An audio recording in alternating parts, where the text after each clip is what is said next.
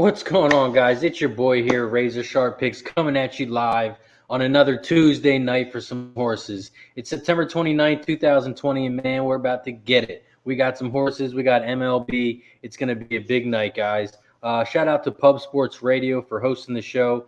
Make sure you guys subscribe, press that like button. We're going to be here all night, so let's make some money. Shout out to Pub Sports, too. I got my new T-shirt. We're rocking it today, so it's going to be a good night. We got some big guests tonight. We got a special guest.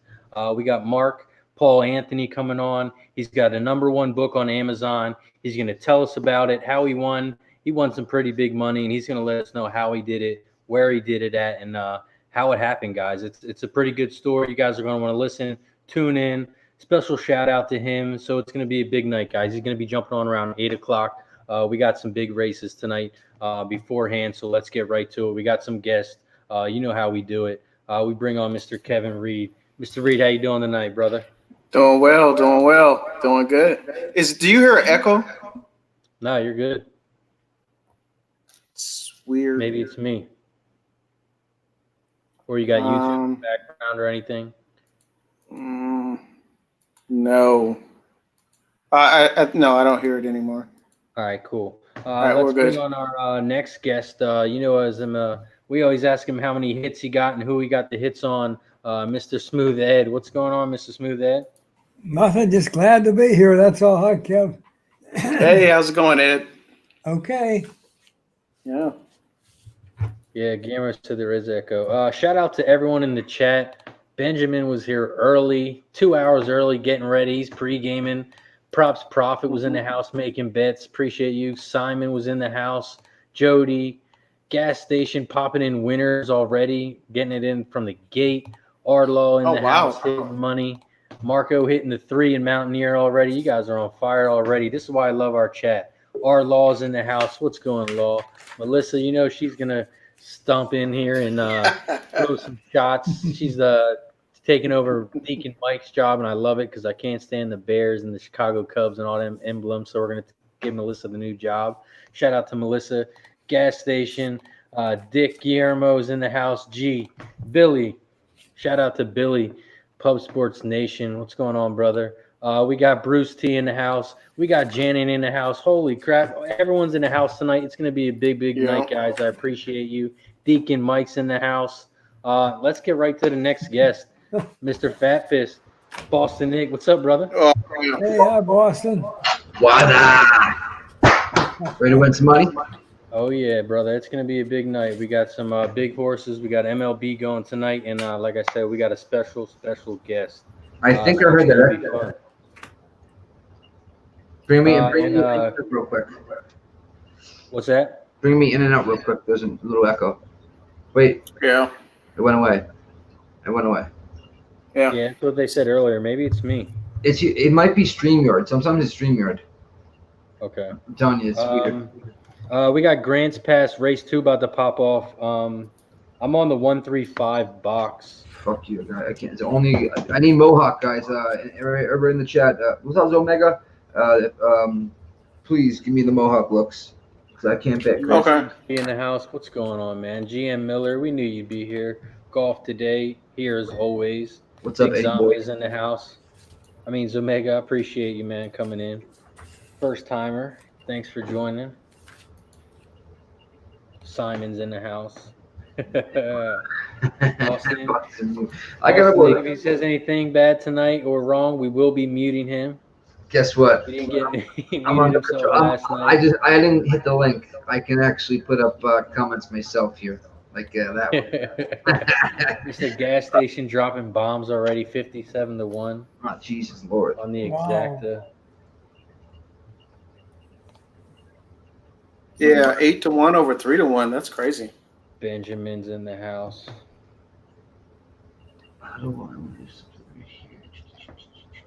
So everybody, if you guys actually bet Mohawk, let me know. I will put those into my. All right, so let's get into it. What's Mountaineers in 7 minutes, and then we're gonna do Presque tonight. That's the last one, right? Yeah, race 8. Yeah. you got Indiana Grand race 11's about to pop off too. Indiana Oh, it's too Grand. late. They're in the gate already. I wonder if I get it though. Hold on. If I get it, I'll. I So didn't let's have do that one. Oh, I Mountaineer get race Indiana. 3. No, Indiana Downs. No, No, Indiana Grand. I don't get it. Oh, Yeah, Indiana Downs race 11, right? is it Downs? Oh, yeah.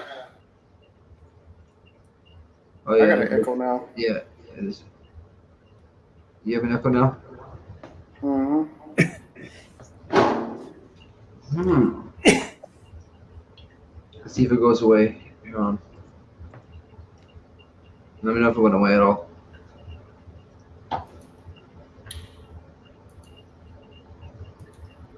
Kevin, you still hear an echo? No. Yeah, I don't hear anything. Look at this guy. Get into it. We Oh, got my. Mountaineer race 3. Ed, let's hear the hits you got. The Mountaineer Race 3. I had the 5, 8, 10. No big hits on any one. They're pretty well even. 5, 8, 10. Okay. 10's a big bomb. 16-1. Yeah. Good jockey on him. Look at this, guys. From the old pharmacy, because I have my my card now responsibly, and pre-rolled. It's called Whatever, Right. Deacon. 5G Purple F2. I'm in for a ride tonight. Oh, is Deacon slanging it already? Slanging that daddy D. Kevin, you got anything for Mountaineer race 3? I like the 2, 4, and 5, and I also have a little bit of look on that one horse too. But I think I'm gonna go 2, 4, 5 box. Yeah, I'm on that one as well. Yeah, Pinky Pink. It's yeah. I may just throw that one in. Maybe do a try or something. 2, 4, 5. Oh, you like the one? So you guys like the 1, 2? Yeah. Yeah, so I went 1, 2, 5, and then I went 1, 2, 5, 7 for the try. Okay. I like the 7 as a long shot. He's a first timer. Yeah. All right, I have 1, 2, 4. You have the 4 in action too, right? Kevin does. Okay. I do. Out of all the so out of the 1, 2, 4, 5, which horse would you leave out if you had to leave a horse? If you had to leave a horse out? Well, Well, I don't think you don't have the 4 in your action, do you, Razor? yeah, I don't. Yeah, I do. But you have that 7 though. Now, why? So do I'm you gonna. have, now let's do this though. Why do you don't, and why do you have him in your action? Let's go and dissect it. I like the jockey on it, and then I'm looking at. He looks like it's a 5 furlong race, and as I'm looking through race shaping, it looks like he's gonna be. It looks like the 4 is gonna be on the lead. The only other horse that I think will challenge him is maybe the 5 horse coming out of a 6 furlong race.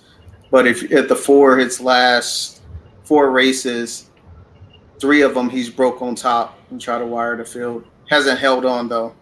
He did it on turf and he did it on dirt. Was So it longer races than a 5 furlong? no, 5 furlongs on dirt and turf. Okay. Now he didn't win it, so he didn't win though. But it's just, But I'm playing a trifecta, so it doesn't necessarily have to win. Roger that. Why didn't you like him, Razor? He just hasn't really showed me anything. His last race, he shit the bed. I really don't like his pace at all. I know he has a little bit of speed, but average speed, he's not too high up there. Yeah. All right, I'm gonna do 1, 2, 5. I'm gonna keep some similarities with you guys.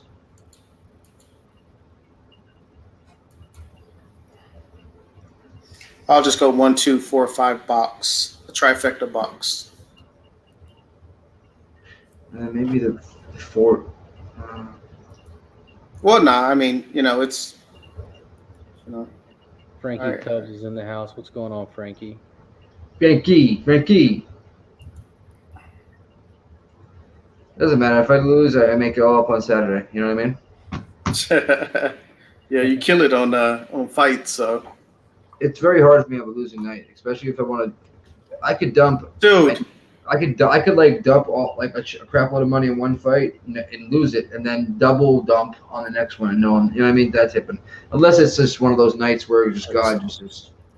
dude, what do you think about Ayasana? His performance, man. Israel. It was amazing because Acosta is really good, but at the same time, I don't know, man. Acosta's fought some. I went back and looked. I'm like, I want to see Marvin Vettori and Israel Adesanya fight again because Marvin Vettori arguably won their first fight in the UFC. So Yeah. I already bet the 3 Deacon Mike. I'll get that money back. Okay.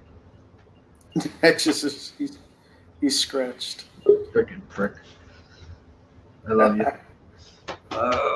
Where the hell's my lighter? Oh, like Let's this. bring on our next guest, the legend from the stars. It looks like the Starship. Hey, there he is. Hi, Dennis. Oh, He's got look. Gas has a space helmet on. It's not a mask. Yeah. Right. It looks like a stormtrooper. I know. Well, it's better than the whole friggin' thing. You know, the actual mask. Tonight you can drink a beer and friggin' peace. You guys like my name? It's a legend in his own mind. Because you guys are just announcing Gas as a legend. Crickets. I am going to spark this. All right, Gas, you got anything for Mountaineer Race 3? Oh, geez. Why couldn't I wait 1 minute? No, I don't have anything. Thank you. It stood out to me. It looked chalky to me. So. Like a lot of Mountaineer races do. I didn't see any value. I put it that way. 125. What do you think about that? Do you know the odds or no? So everyone knows we have a special guest coming on tonight, and the special guest wouldn't be here without the next guest. So let's bring on Tom and Tom Racing. How you doing, Tom? Hey, fellas. How's everybody Hi, making Tom. it? Tommy boy, what's up, man? Yeah, it's good to see you back again. Sorry about your mom. Thanks, man. Oh, Jesus Appreciate Christ. I'm sorry about your mother as well. I haven't seen Yeah. her. Same thing here, guys. Sorry about you. Same gas. Hopefully, we all guys hit some winners so far. Freaking drunk hit a telephone pole down the road from me, and had trouble getting my internet connections down. So I'm on my wife's Wi-Fi on her work phone. Yeah, it's raining here bad too. So Yeah, it is. Oh, look at Triple Clowns in the building. clown in the house. Randy. Hey, 2 at Mountaineer. Wait, we got to ask the real keys on the 2, or is that Sarah's on the 2? Because that changes everything. It does change everything. If Sarah's on the 2, Right. If Sarah's on the 2, then I might up my bet because I'm already on the 2. yeah. If it's Randy, I think I'm just gonna let it ride. you're right. They had a nice Preakness show, Preakness selection show yesterday. Yeah. Thanks, shout Michael. out to, Tom and Kay Reed holding it down on the Wow, Razor thanks, Channel Mike. Saturday. Yeah, we kind of did it by the seat of our pants, but yeah, happy to do Yeah. it Saturday show. That was fun. I think this Saturday is the big show, right, Jimmy? Oh yeah. Preakness is this weekend, Saturday. Yep. Yeah. Hey, Gas, are you going to be on that Oh yeah, sure. Saturday? On Saturday, yeah. Yeah. Okay. Black Eyed Season looks pretty good too. I like a lot of the tracks that are running right now. It's opening day on Friday, I think, at Keeneland. So to me, that's a bigger deal than anything else. Yeah. That's where at Keeneland I make probably half my money. Dude, I wish Well, Keeneland was more weeks. That sucks. Yeah. You Then can it make a wouldn't be lot as of good successful, money. right? Yeah, you're right. It would get watered down. Yeah, we get watered down. It'd be, kind of what they did with Del Mar Fall, right? It's not that great. Yeah. Cool move. All right, so after Mountaineer, we got Presk race 8. Did I see you pop Okay. something up for that one, Gas? Yeah, I'm on the 5 there. Late Yeah. Act Jones. Yeah. I'm on the same horse. I don't know Yeah, what the odds are. They don't get that much action there, so gotta really watch your odds. Sometimes they'll start out being like 1-5, and all of a sudden they're 9-1 at post time. So I think they're off. We're off at Mountaineer race 3. The 2 and the 4 out front. 2, 4, and the 8. The 2 is the I have Candy out front. Here comes the 8 on the outside. They're about to be 3 wide. The 2, the 4, and the 8. Right now, it's looking like a 3-horse race. The 2, 4, 8 are about 5, 6 horse lengths up. I from the can't rest believe of the I'm pack. like an asshole. What an asshole I am. 2's on the inside, 4's in the middle, 8's on the outside. 8 has the lead, and 8's going to run away with it. I guess Yeah. I wouldn't have it anyway. 8, 2. Yeah, I knew 4. that 4 would stay up, be somewhere. I didn't have the 8 though. Oof. Oh well. Huh. 8-2-4? 8-2-4, right? Yep. Yeah. That was Randy's horse on the 2, right? Yeah. Sarah's horse. Yeah. Then there was Prescott 8, you said, Razor? What was Coming that? up? You said it was Prescott 8? Yeah, press race 8. Ed, you got any hits on that one? I like the 5 like Gas does.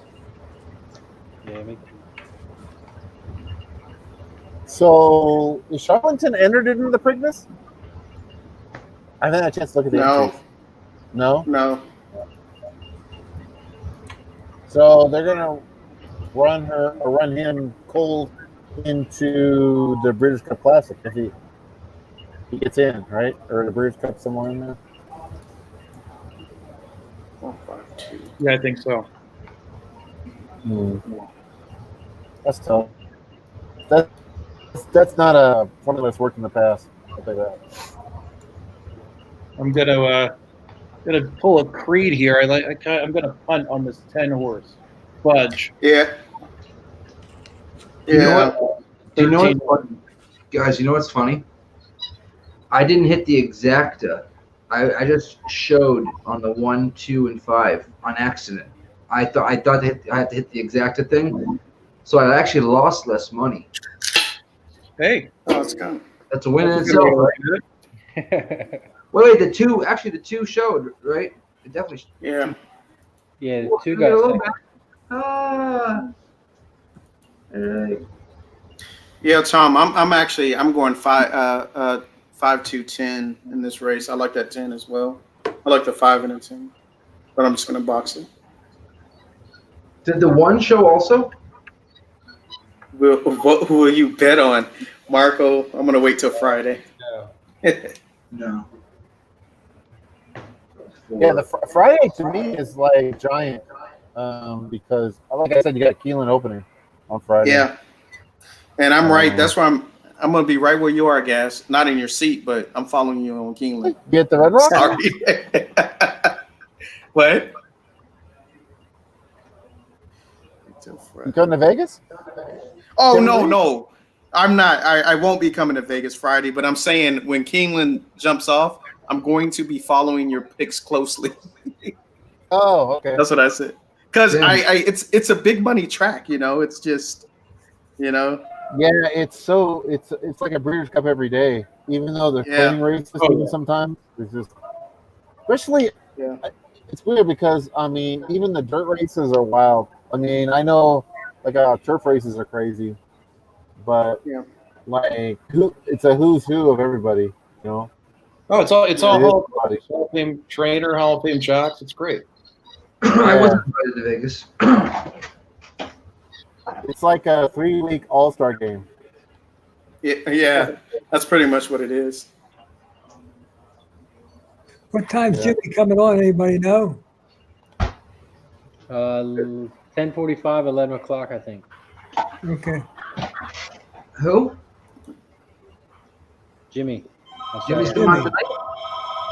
No, Saturday for the Preakness. Oh, okay. The second jewel of the Triple Crown was today for the Canadian Triple Crown. Oh yeah, Prince of Wales. Yeah, big favorite one. Yeah. Big sniz on the house. What's going on, man? The Jays Yeah, just scored a run finally. I call it the Marco. Johnson series. Yeah, it's Pimlico. If I'm not, it is Pimlico, Marco. I'm convinced. Oh yeah, Friday will be a huge day. I'm telling you, like for racing, it'd be as big as it says Saturday. Is it at nighttime or during the day, guys? Yeah, be morning here in the West Coast. Yeah. Oh, cool. I can gamble at work. This is awesome. Deacon. Nick, where are you? Florida, South Florida. Oh, okay, that's what I thought. Okay. Yep. They just West Palm Beach just opened up everything like you don't have to wear a mask in a bar now. Even though some people still do, they're still taking precautions, which is good. But like, you know what I mean? They're just not assholes about it. You know what I mean? You have it off for a little bit, so it's. Gotcha. Oh, Yeah, and a quick shout out to Pub Sports Radio for hosting tonight's show. Make sure you press that like button real quick. Let's all take a second, press that like button, press the share button. I'm sure you got MySpace, Facebook, TikTok, all that crap. Yep. Share it to social media. Let's win some money. And if you need a book, go to MyBookieAG, code PubSports. You get a debit credit card, 50% match bonus. Bitcoin, you get 100% match bonus up to $1,000. yeah. I don't know, Marco. I know. Does anybody know the answer to Marco? I know they're running Pimlico this weekend. I don't know who's doing it at the Breeders' Yeah, Cup. Pimlico's been running. Yeah. Well, no, they I'm just still- saying he asked. Yeah. Yeah, they were ultra rainy over the last weekend. It was terrible. Like you know how it is. When they have a bunch of rain like that, it just got washed out. Oh, last Saturday, Delaware was a mud pit. Pimlico was a mud pit. It was crazy. Oh shit! I just want to say one thing though. Real Del Sol had 3 winners over the last weekend. We hadn't had a winner in almost a year and a half. So that was good. Nice. Great. Good for the family business. Congrats. We had a maiden claim winner too, Greg Dar, and even our kind of our slappy one at Prairie Future Abundance one. So that was good. None of them paid anything. I think we had a $4.60 winner and Greg Dar was $6. So I don't want to put it out because they were grossly overbet for some reason. That's probably because you bet it so much. I think they're off. If you could hear that. Chiefs are going to stomp out the Patriots next week. All right, they're off at Press Race 8, the final race here at Press. I didn't get anything in. I was going to The go 7 with is the out front. 2. I was betting the 2, so hopefully it doesn't. 7, 12, 8, 4, 5. Dang, look at that exacta. 7 is out front. Is it going to go fast, or is it just me? The 12 is in second at 13-1. Basically 22. Go home, 12. That was a 22 quarter. That's kind of fast, Come right? on, 5. And the 5. Yeah, it's good, Nick. Yep. The 7 is on the inside. The 12 is on the outside as they come around the final turn. Come on, 5. Looks like the 6 is coming up on the Come on, side. 5. 5 is coming on the outside. Come on, 5. Come on, 10. The 10 is Oh, coming that's on the outside. 6 is going. That's the Dang, 11. man. That's the 11. I know, but the 11. 10 was coming up on the 11, outside. 6, 3. It was chalk. I had the 11 and the 6, but not the 3. Right back. So the big Chuck. favorite did win. The 11 horse at 4-5. Yeah. Chalk. I'm gonna go grab a cold. Put the headphones on them. I know, Melissa. I'll do it next time. What's this Torah? I don't even want to say that name because it sounds racist, but you guys see it, right? And it's NZ Toranaga, right? What track are you at? Toranga. There it is. I can't see. NZ Toranga. Where is that? That's New Zealand. How's that sound racist? I know. I was trying to figure that. What the fuck are you Turanga. talking about? I know. No, Yes. I said. Like what? How's that fucking? I thought I'm sorry, guys. I muted him. I apologize. I just went to get a beer. I come back and I hear Nick going crazy. Nick first wants to know if horses can have two babies at the same time. 200. And now it's They're not puppies. It's not like having puppies. that stream was a long time ago. Oh, he's never gonna let that down. Just like Kevin Reed's never gonna let Tiz go down. It's never Tiz- gonna happen. If you actually got a tattoo of authentic, just the word authentic, that'd actually be a cool tattoo, and you could actually like get away with not telling people what hey, I'm just authentic. You know what I mean? But in reality, we all know what it means. You know we have a guest on the who's part owner of Authentic, right? look at that. There you go. It is. Mr. Tom. Authentic. Yeah, there you go. Perfect. I just want to say on the futures that Tiz the Law is the favorite for the Breeders' Cup Classic. What is he on? What is his odds?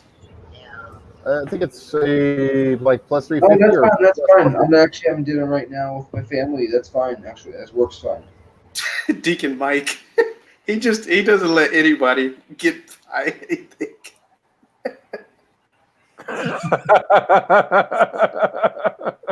Andre's in the house. What's going on, Andre?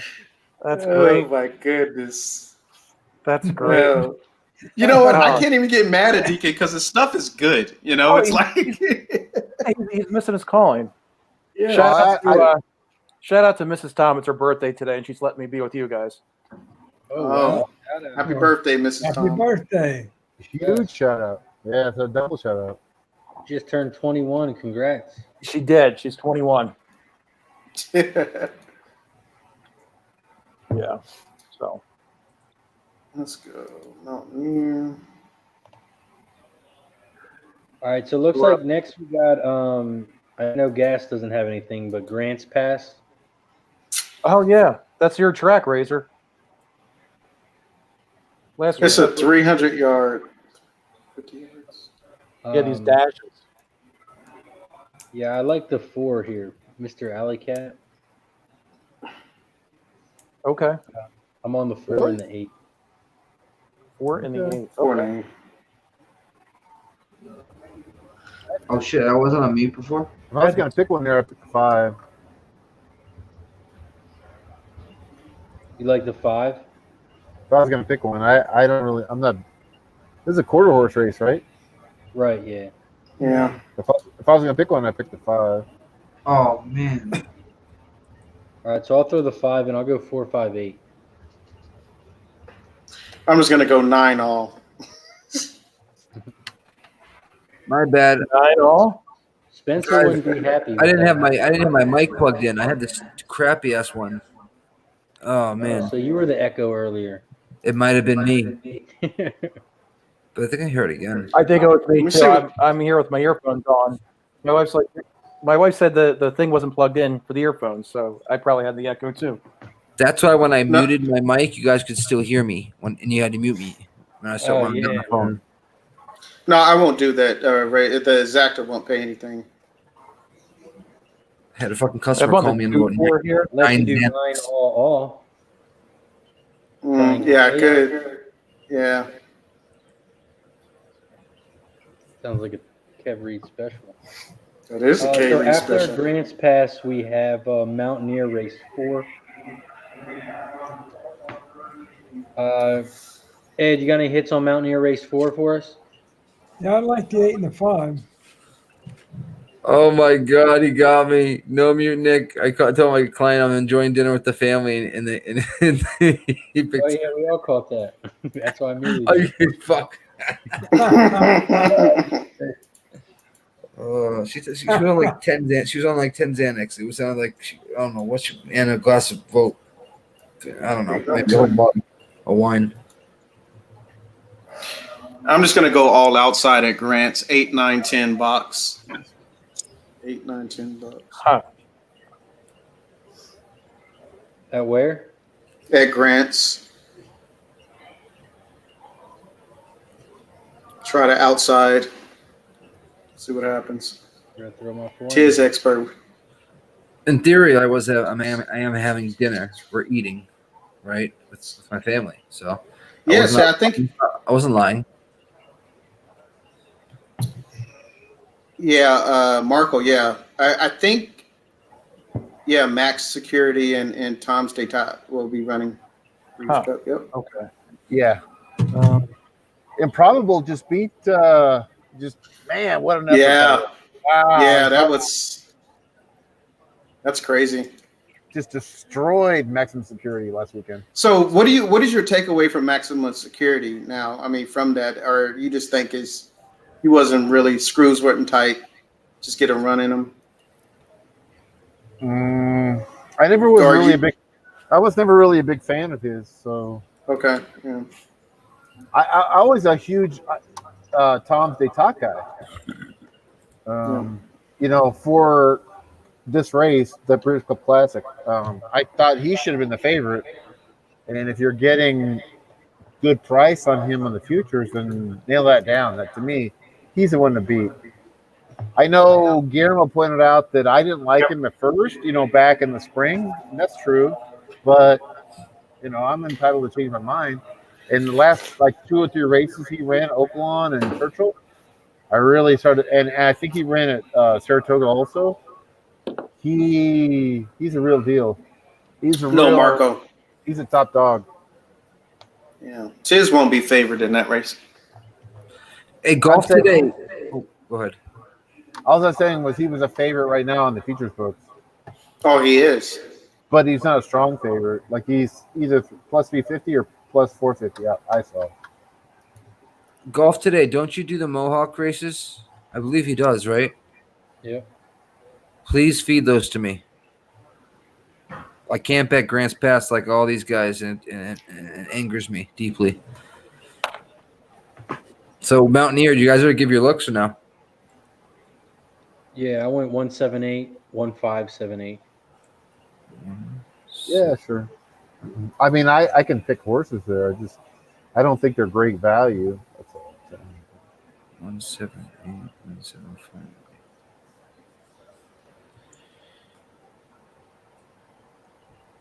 Kevin, what are you doing there? At Mountaineer. Yeah. Okay. He got it. I like 128 there at Mountaineer. Okay, you guys have 2 horses, 1 and 8. What are we, a mountain 4?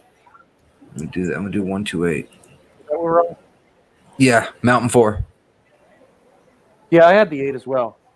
I like the 1 a lot too. I mean, Yeah. not a lot. I like the 1 a little bit. You guys are Yeah, I taking- did 128. I think that's the bet. He's 7-1. SS Patty. All right, and they're off at Grants Pass. Oh, I almost thought you said Mountaineer. I was gonna poop. 128. Here comes the 5 or the 9. 9. Looks like the 9-1. There you go, Kevin. No, I didn't do the 9 all though. Oh no, they're showing the 4 though. Oh, the 4 might have got it. All right, now they're showing the 9. Give it to the 4. Come on. Mm-hmm. They're showing the 9 now. All right, I'm gonna bounce out for a second. I'll be right back. Okay, guys. Dude, Marco. All right, Marco I'll Swiss is not winning. Okay, cash a couple tickets. Damn, 4 almost had it. Yeah. Damn, that would have. Yeah, 10-1. Yeah, these races. I was talking to Kevin earlier. Just throw a dart. Might as well figure out who's got the best bet on these like 300 yard dashes. Yeah. Oh, I didn't see that golf. My bad. Let me know when the next one, like 5 minutes before the next one comes up. Damn, he just hit 11-1 on the last harness race. All right, so we got 1 minute till Mountaineer. Alex Ramirez, I'm back. Yeah. Oh, you got it. What's up, Johnny boy? Alex in the house. What's going on? Oh my goodness. He's a Packer fan. So he's a Bucks and he does boxing content. Go Pack, go. Aaron Rodgers looking good for MVP. Oh, so is it Russell Wilson? Yeah, he's looking all right. He's looking. So what he's talking about. So is Cam Newton. We got mute Kevin. He's gonna go off. I know Russell Wilson's having a good year. We can't let him go off on the Pub Sports Radio talking bad about the Packers. Razor in that mute button. Tony in the house. Hey, Tony. He just mutes you. Looks like our guest got the link. He's just getting set up. Perfect. All right, so Mountaineer race 4.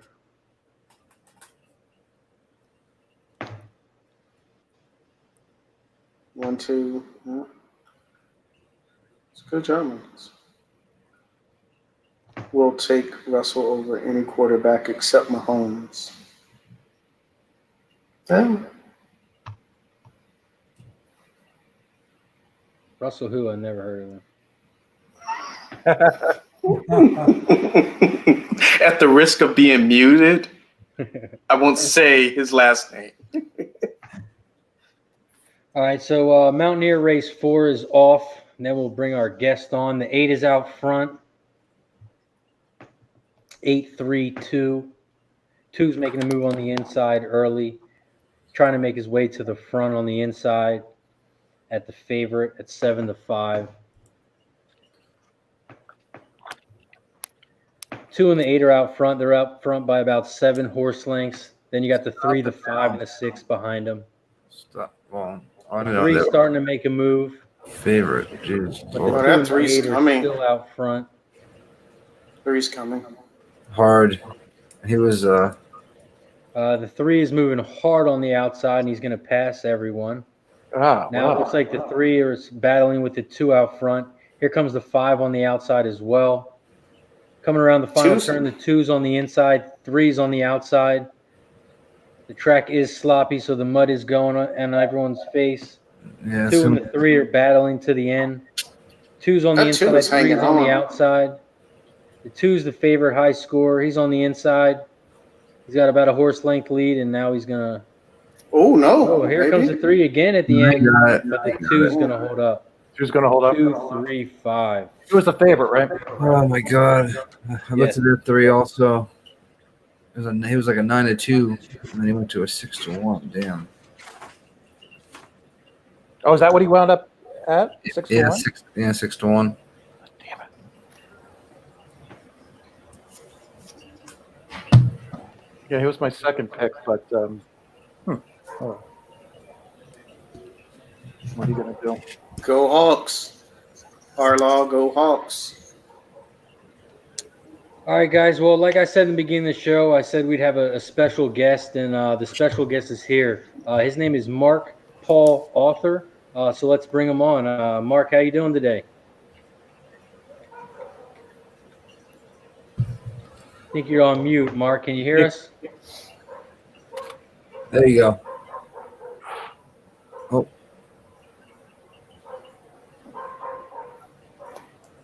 You're on mute still, bud, I think. Yeah, definitely mute. All right, guys. So we'll give him a second.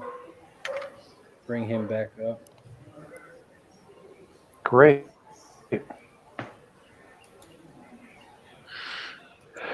Great. Yeah, StreamYard's good. It even dumbs it down for guys like me. It's the best. It used to be like Google Hangouts and stuff like that. It's so much better. Yeah. The Golf Today did post up his Mohawk. He's on 256. Mohawk 256, 256. We seen Dennis tonight. Dennis was great at Mohawk. Yeah, he's real good. Yeah, I haven't seen him yet tonight. I'm sure he'll be on later. I'm following the 256. Me and him, we have futures on the Bears 3-0. Future Oh, wow. what? The division? No, the win it all. Oh. Like 75 to 1 kind of. Hey. Well, Now they got Foles back there. Yeah, everybody in Philly's wishing they never got rid of Foles. It's great. I'd love to see a Chiefs and Bears Super Bowl. That'd be awesome. I probably wouldn't watch it. Yeah, you would. Deacon Mike would be happy. I followed the golf. I'd be rooting for the Bears to get their asses kicked. I noticed, like, to me, most Packer fans that I've ever encountered, there are from Wisconsin or whatever, they don't really hate the Bears as much as they hate the Vikings. They really hate the Vikings. That's 100% facts. I hate the Bike Queen. What's up, Express? Yeah. They got, all the purple jokes and all that, right? All right, let's see if he's good now. I'm Mr. here. Mark. Can you hear me, guys? Yeah. Yes. You can hear me? Yes, we're all good. How you All doing, right, Mark? good. Sorry for that. I'm doing great, guys. Perfect. Appreciate you joining us today. So if you just want to tell us a little bit about your book, we got an audience and they'd love to hear it. Absolutely, guys. It's a true story. In 1988, there was a filly by the name of Winning Colors who was winning by the length of the stretch early in the year. And she was owned by Eugene Klein, who owned the San Diego Chargers. And we were avid horse players, semi-professional horse players. We had real jobs as like real estate brokers, but we headed to the track every day. And it was really a great time in racing. It was a time when you needed a reservation to get in the turf club, and it was exciting, and the place was packed, and there were beautiful women in hats and a lot of action. It was a very different kind of exciting time. And so this filly kept winning, and we said, God, I wonder if maybe, just maybe, she would get entered in the Kentucky Derby. And we were listening to an interview by Eugene Klein, again, who owned the San Diego Chargers. And they said, Mr. Klein, you own these fantastic racehorses and you own a professional football team. If you could win the Kentucky Derby or you could win the Super Bowl, which would you choose? He says, I would definitely take the Derby. The Derby is much harder. There's 40,000 horses born a year. Only one can win. There's 26 football teams at the time. He says, I would take the Derby. We said, this guy is almost 70. He's had 2 heart attacks. He's a billionaire. His dream is to win the Kentucky Derby. And he's trained by Lucas, who was one of the few trainers at the time who would put a filly in against the Colts. So we said, let's find what odds we can get her. So we shopped around, and we were disappointed to find out she was only 12 to 1. This is 6 months before the race. 12 to 1 in Las Vegas. But we shopped around. We found that she was 50 to 1 in a little teeny racetrack named Agua Caliente in Tijuana, Mexico. 50 to 1. We thought, this is a gift. So crazy, 29, 30-year-old guys that we were at the time, we get in our car, we boogie down to Agua Caliente, and my buddy and I, we put $5,000 to win on her at 50 to 1 6 months before the race. $5,000 or 5,000 pesos? $5,000, baby. It was a lot. $5,000 in 1988 was a hell of a lot of money to me. Yeah, that's 1988. I was there. I was in Agua Caliente for that Derby. Yeah. Oh, did you actually watch the race there? Yeah. The one that you walk across, it's the old crossing, old pedestrian crossing. Yeah. You probably heard me. Not the Ped West. Yeah. You probably heard me and my brother in the race. Anyway, so we make this bet, and sure enough, Winning Colors keeps winning and advancing and advancing. Eventually, she goes into the Santa Anita Derby, runs against the boys for the very first time, and she dominates the Santa Anita Derby against the colts. She wins by 9.5 lengths. We're like, this is amazing. We actually might cash, a $250,000 score here. But then we started talking to our buddies at the track, and they started telling us, well, Mark, even if you win, you're not going to get paid. I said, what the hell are you talking about? We're not going to get paid. He says, well, the racetrack is owned by a member of the cartel. I go, you're kidding me, right?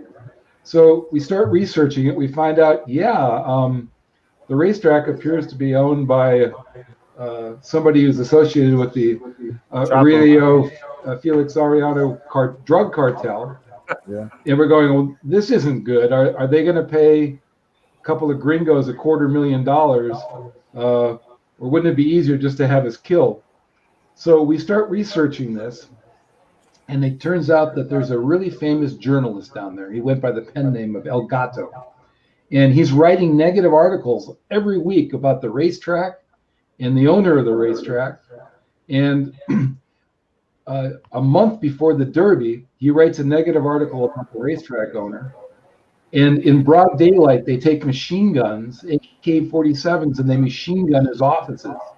And it's like this huge story. We're reading about it in a local paper down there. We're going, oh my God, you just write a bad article about this guy and he'll have you machine gun. What's he going to do to a couple of gringos who want to take him for $250,000? So 2 weeks before the race, before the actually Derby, in April here of '88, he writes another negative article. And the next day in broad daylight, he's shotgunned to death in his automobile. And the two guys that shotgunned him get in their car and drive to Agua Caliente and check in, because one of them's the head of security for the racetrack, and the other guy's the private bodyguard for the owner of the racetrack. So we find about it this way, go, oh, this is great. We meet another guy, a buddy of ours who had won the Pick Six about 6 months earlier, and he bet $20,000 on winning colors. So now we have over $1 million on the line. But the problem is that, it's nice to be able to maybe have a big score, but is it worth it if you're going to get killed or worse down in Agua Caliente? So we devise a plan which is saying, if we win our money, how are we actually going to get paid? So we go down to Caliente, and the day of the race, we said, probably the safest place to cash our ticket would be at Caliente, Kentucky Derby day, because there's going to be 6,000 people there, right? So that's got to be better for us. So we go down there. We're watching. If you guys are horse players and you're gamblers, so can you imagine? Yes. You're watching on a little teeny television in Agua Caliente, a race being beamed in from 3,000 miles away. The three of you got $1 million on the line, and you're screaming at it. And of course, you guys probably know Winning Colors wins the Derby in a photo finish. And we go to collect our money, and they tell us, come back another day. We're not going to pay you today. We go, what the hell are you talking about? You're not going to pay us today. It says here, she wins the Derby, you get paid. He says, so no, come back. We're going, oh, you want us to come back like on a Tuesday when nobody's friggin' here, right? So the story is really a great story about, a filly winning the Kentucky Derby, but it's also a story about gamblers. And then it's a story about gamblers who are in a very, very frightening, very scary time, because these are some very scary dudes that we have to try to collect from. And, it sounds like a Disney story, right? Female horse wins Kentucky Derby. Well, that part of it was Disney-like, but trying to get out of there with, without getting killed is really the heart of the story. So. Yeah, and Wow. I'm the one who I'm Tom, Mark. Hey, Tom. The one who you've been communicating with. I've read it 3 times. If you have you on here because you're you're what we all strive to be as far as hitting that long shot, and I can say that the book's fantastic. I've got just I'll be your publicist for a couple of seconds here, Mark. It's the mass broad appeal 10 unique #1 bestseller on Amazon. It's #1 in organized crime, #1 in sports betting, #1 in sports gambling, #1 in white collar crime, #1 in horse racing, #1 in all of gambling. It's a great book. And how what Mark didn't describe is how they actually got the money, and that's just I think what do you say? It's almost like where Seabiscuit meets Narcos, Yeah. and that's the perfect description. I mean, how did you think you walk in there with Dino, your buddy, with $5,000? You think you were ever going to see it again? No, I mean, like anybody who bets on anything that's, double-digit odds, as a gambler, you know how difficult it is to score those kind of things. But she just kept dominating and dominating. Right. I mean, when she went in the Santa Anita Derby against the Colts, she was only 3-1. And in the Derby itself, of course, we had Future Book locked in high odds of 50-1. But she was only 3-1 the day of the Derby. So she was the second choice, almost the favorite in that race. So we knew we had a really, really, really big chance. Sure. A few things that are fun. We did a 57-second book trailer, which has had over 250,000 downloads on my website, markpaulauthor.com. That book trailer is really, really a lot of fun. And then hopefully, we could use some fun and excitement in the horse racing business, right? All we have is bad news, it seems Absolutely. like. Yeah, the book got optioned. And I'm a first-time author. I don't know what the hell I'm doing. But I wrote the book, and I live in LA, so that helps. But I sent it to a few guys that are in the movie business, and a really major producer optioned my book for a movie, and has already written the script treatment and the visuals, and hopefully this will turn into a movie, right? We could use another good, exciting horse racing movie, particularly about something that's true. Oh yeah. Wow. That's congratulations. Now. Do you still play, Mark? Do you still look at you're looking at the Preakness or anything like that, or are you off the ponies? No, I think horse racing is the greatest game in the world. It is so much more exciting. Like I diss the guys that play poker. I mean, I understand it's a game of skill, but you're sitting around in a windowless office for 12 hours with unwashed guys. At the racetrack, you're outdoors and it's exciting and it's beautiful. I love the game. I have to admit that I play sports betting a lot more than I do horse racing now, just because the VIG, that 20% VIG in horse racing, it's just so brutal compared to a 5% VIG in sports betting. You're talking to the right guys. Yeah, I know. So, and I think that's a big deal. I think that with legalized sports betting coming along, the racetrack better get its acts together, because they're going to just get their ass kicked if they don't. They think they're the only game in town, and they were for a little while. But they're going to have to figure out, guys like me, I would love to bet, $10,000 a week into the pools. But I can't do that. As good as I am, I'm a good handicapper. You guys are good handicappers. It's really hard to go against that, 20% VIG and survive. It's a hell of a lot easier in the sports betting world, right? Yeah, the Razor who showed this is RazorSharpPicks. He is a hell of a bettor on all sports related.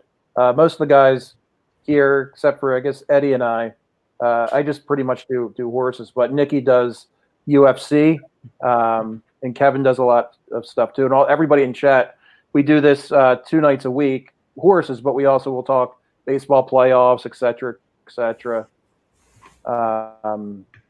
But yeah, what I do more now is like fun stuff. what I do more now is like, if it's a Breeders' Cup day, I'll take, $5 grand and I'll go to the racetrack because it's a big day with big pools and I'll really go after it. Or, big racing days are fun. I prefer to go to the races live myself. It's just so much more energetic. But, the idea of going out there now on a, even when the pandemics are over, going out there on a Thursday and, competing against tough players like you guys, and then paying a 23% vig is not an easy thing to do in some of those pools. Right. Well, there you go. We've been talking about getting a group of us and just putting $100 or something together and creating. We don't have the kinds of funds like you, Mark, but putting a monster ticket together like that for Preakness or Breeders' Cup or something. It's funny, I told my kids, particularly my 23-year-old son, loves the races. And I told him when I get to be retired, now I am semi-retired, I said, what I really want to do? I really want to be a pick six player. I want to really go after it, and, take a big, a bankroll and really go after it every day. And then they started these stupid rainbow pick six things where, you have to be the only ticket that cashes it. So they took that away. They took that away from me. Yes, Mark. Now, your friend Dino was a long shot chaser. What about you? Do you chase long shots, or how do you go about it? I tend to, in the bigger days, I will take. I really think it's kind of, I'll do it all. Whatever the way I see a race, I'm not afraid to bet. $1,000 on a horse at 3 to 5, and you might even see me, and sometimes on a horse at. I think a lot of times the place pools are overlooked on really, really solid favorites. So, one thing I learned in racing is a lot of times the best players will make big bets at low odds, and the small players will make small bets at big odds. So I'm not afraid to take favorites. If you said, what are my best successes are probably really hammering exactas and things like that on big days. I mean, maybe I really think that there's, 1 or 2 or 3 standout horses, and maybe it's a 16-horse field, but in a couple of races, I really think that, maybe a 2-to-1 shot and a 6-to-5 shot or a 5-to-2 shot are dominant. It wouldn't be unusual for me to bet up, to bet a $250 one-way exacta and $150 the other way, and I really play it all. Just the way the race comes up to me is the way I'll go after it. I can't survive just betting long shots all the time. Right. Now we do have a race coming up. We got Mountaineer Race 5. So let's see if we can break this one down real quick. Ed, do you have any hits for Mountaineer Race 5? Mountaineer Race 5. Yes, I have the 1 and 8-2. 1-8-2. Okay. Now, Mark, I know this is quick on you, but did you handicap any of the horse races for tonight? No, I really don't. I'm really, at this stage of my life, I play the big days. Gotcha. I figured I just had to throw the opportunity out there. Maybe we could catch a winner real no quick. Grants Pass on the Tuesday night. Gas, what about you? You got anything for Mountaineer Race 5? I'm on the 1. Yep. Yeah, we're all coming up with our own systems, and we're all coming up on the 1. Whiskey, and the name. I think Nick wrote the name Whiskey for Breakfast. Yep. Yeah, I went on 1-2-7 on Mountaineer Race 5. Now back in '88, Mark, was just daily racing form. Was that the only way you guys broke things down? Yeah, it was really just the form at that time, and then we got into a really exciting time a few years thereafter when the buyer numbers first came out and the Racing Times came out with Stephen Christ, and they really changed the game. I was actually, when the buyer numbers came out, I used to go and dial up when I was like in Las Vegas, the buyer numbers on a dial-up phone, and I'd go down to the race book and bet them. And I could flat bet profit just top buyer numbers back then, because nobody had good speed numbers, back in the early 90s. So that was a really, really good time in racing. Things were a lot easier than they are now. Did you talk? I know you talked to, and we got a race coming up, and I know a couple of guys want to call it, if you don't mind, Mark. But I know you in the acknowledgments you talked to Gary Stevens. I know Wayne Lucas, who's one of my personal favorite trainers of all time. And I know a couple guys as well in here too.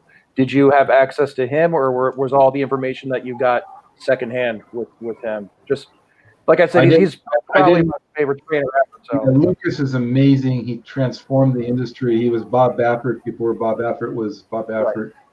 Right. He revolutionized the sport. The idea of shipping in. We had sayings like, D. Wayne off the plane. We would bet all his horses that would ship in, and I didn't have any inside there. Gary Stevens, and cut away whenever you got to go to your race. Just let me know. Gotcha. You're good. Fish.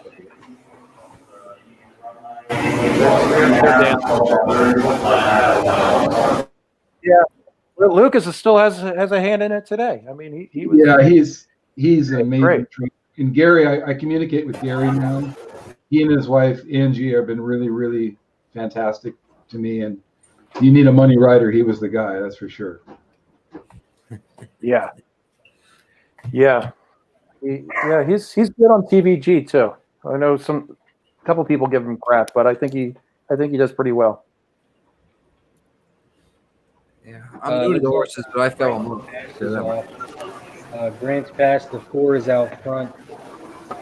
The 4, the 6, and the 1. The 4 is on the inside. The 6 is on the outside. The 6 is moving to the front. Come around the final turn. The 6 is coming with the 1. We need to get the 1 up, and it's going to be a 6-1 final.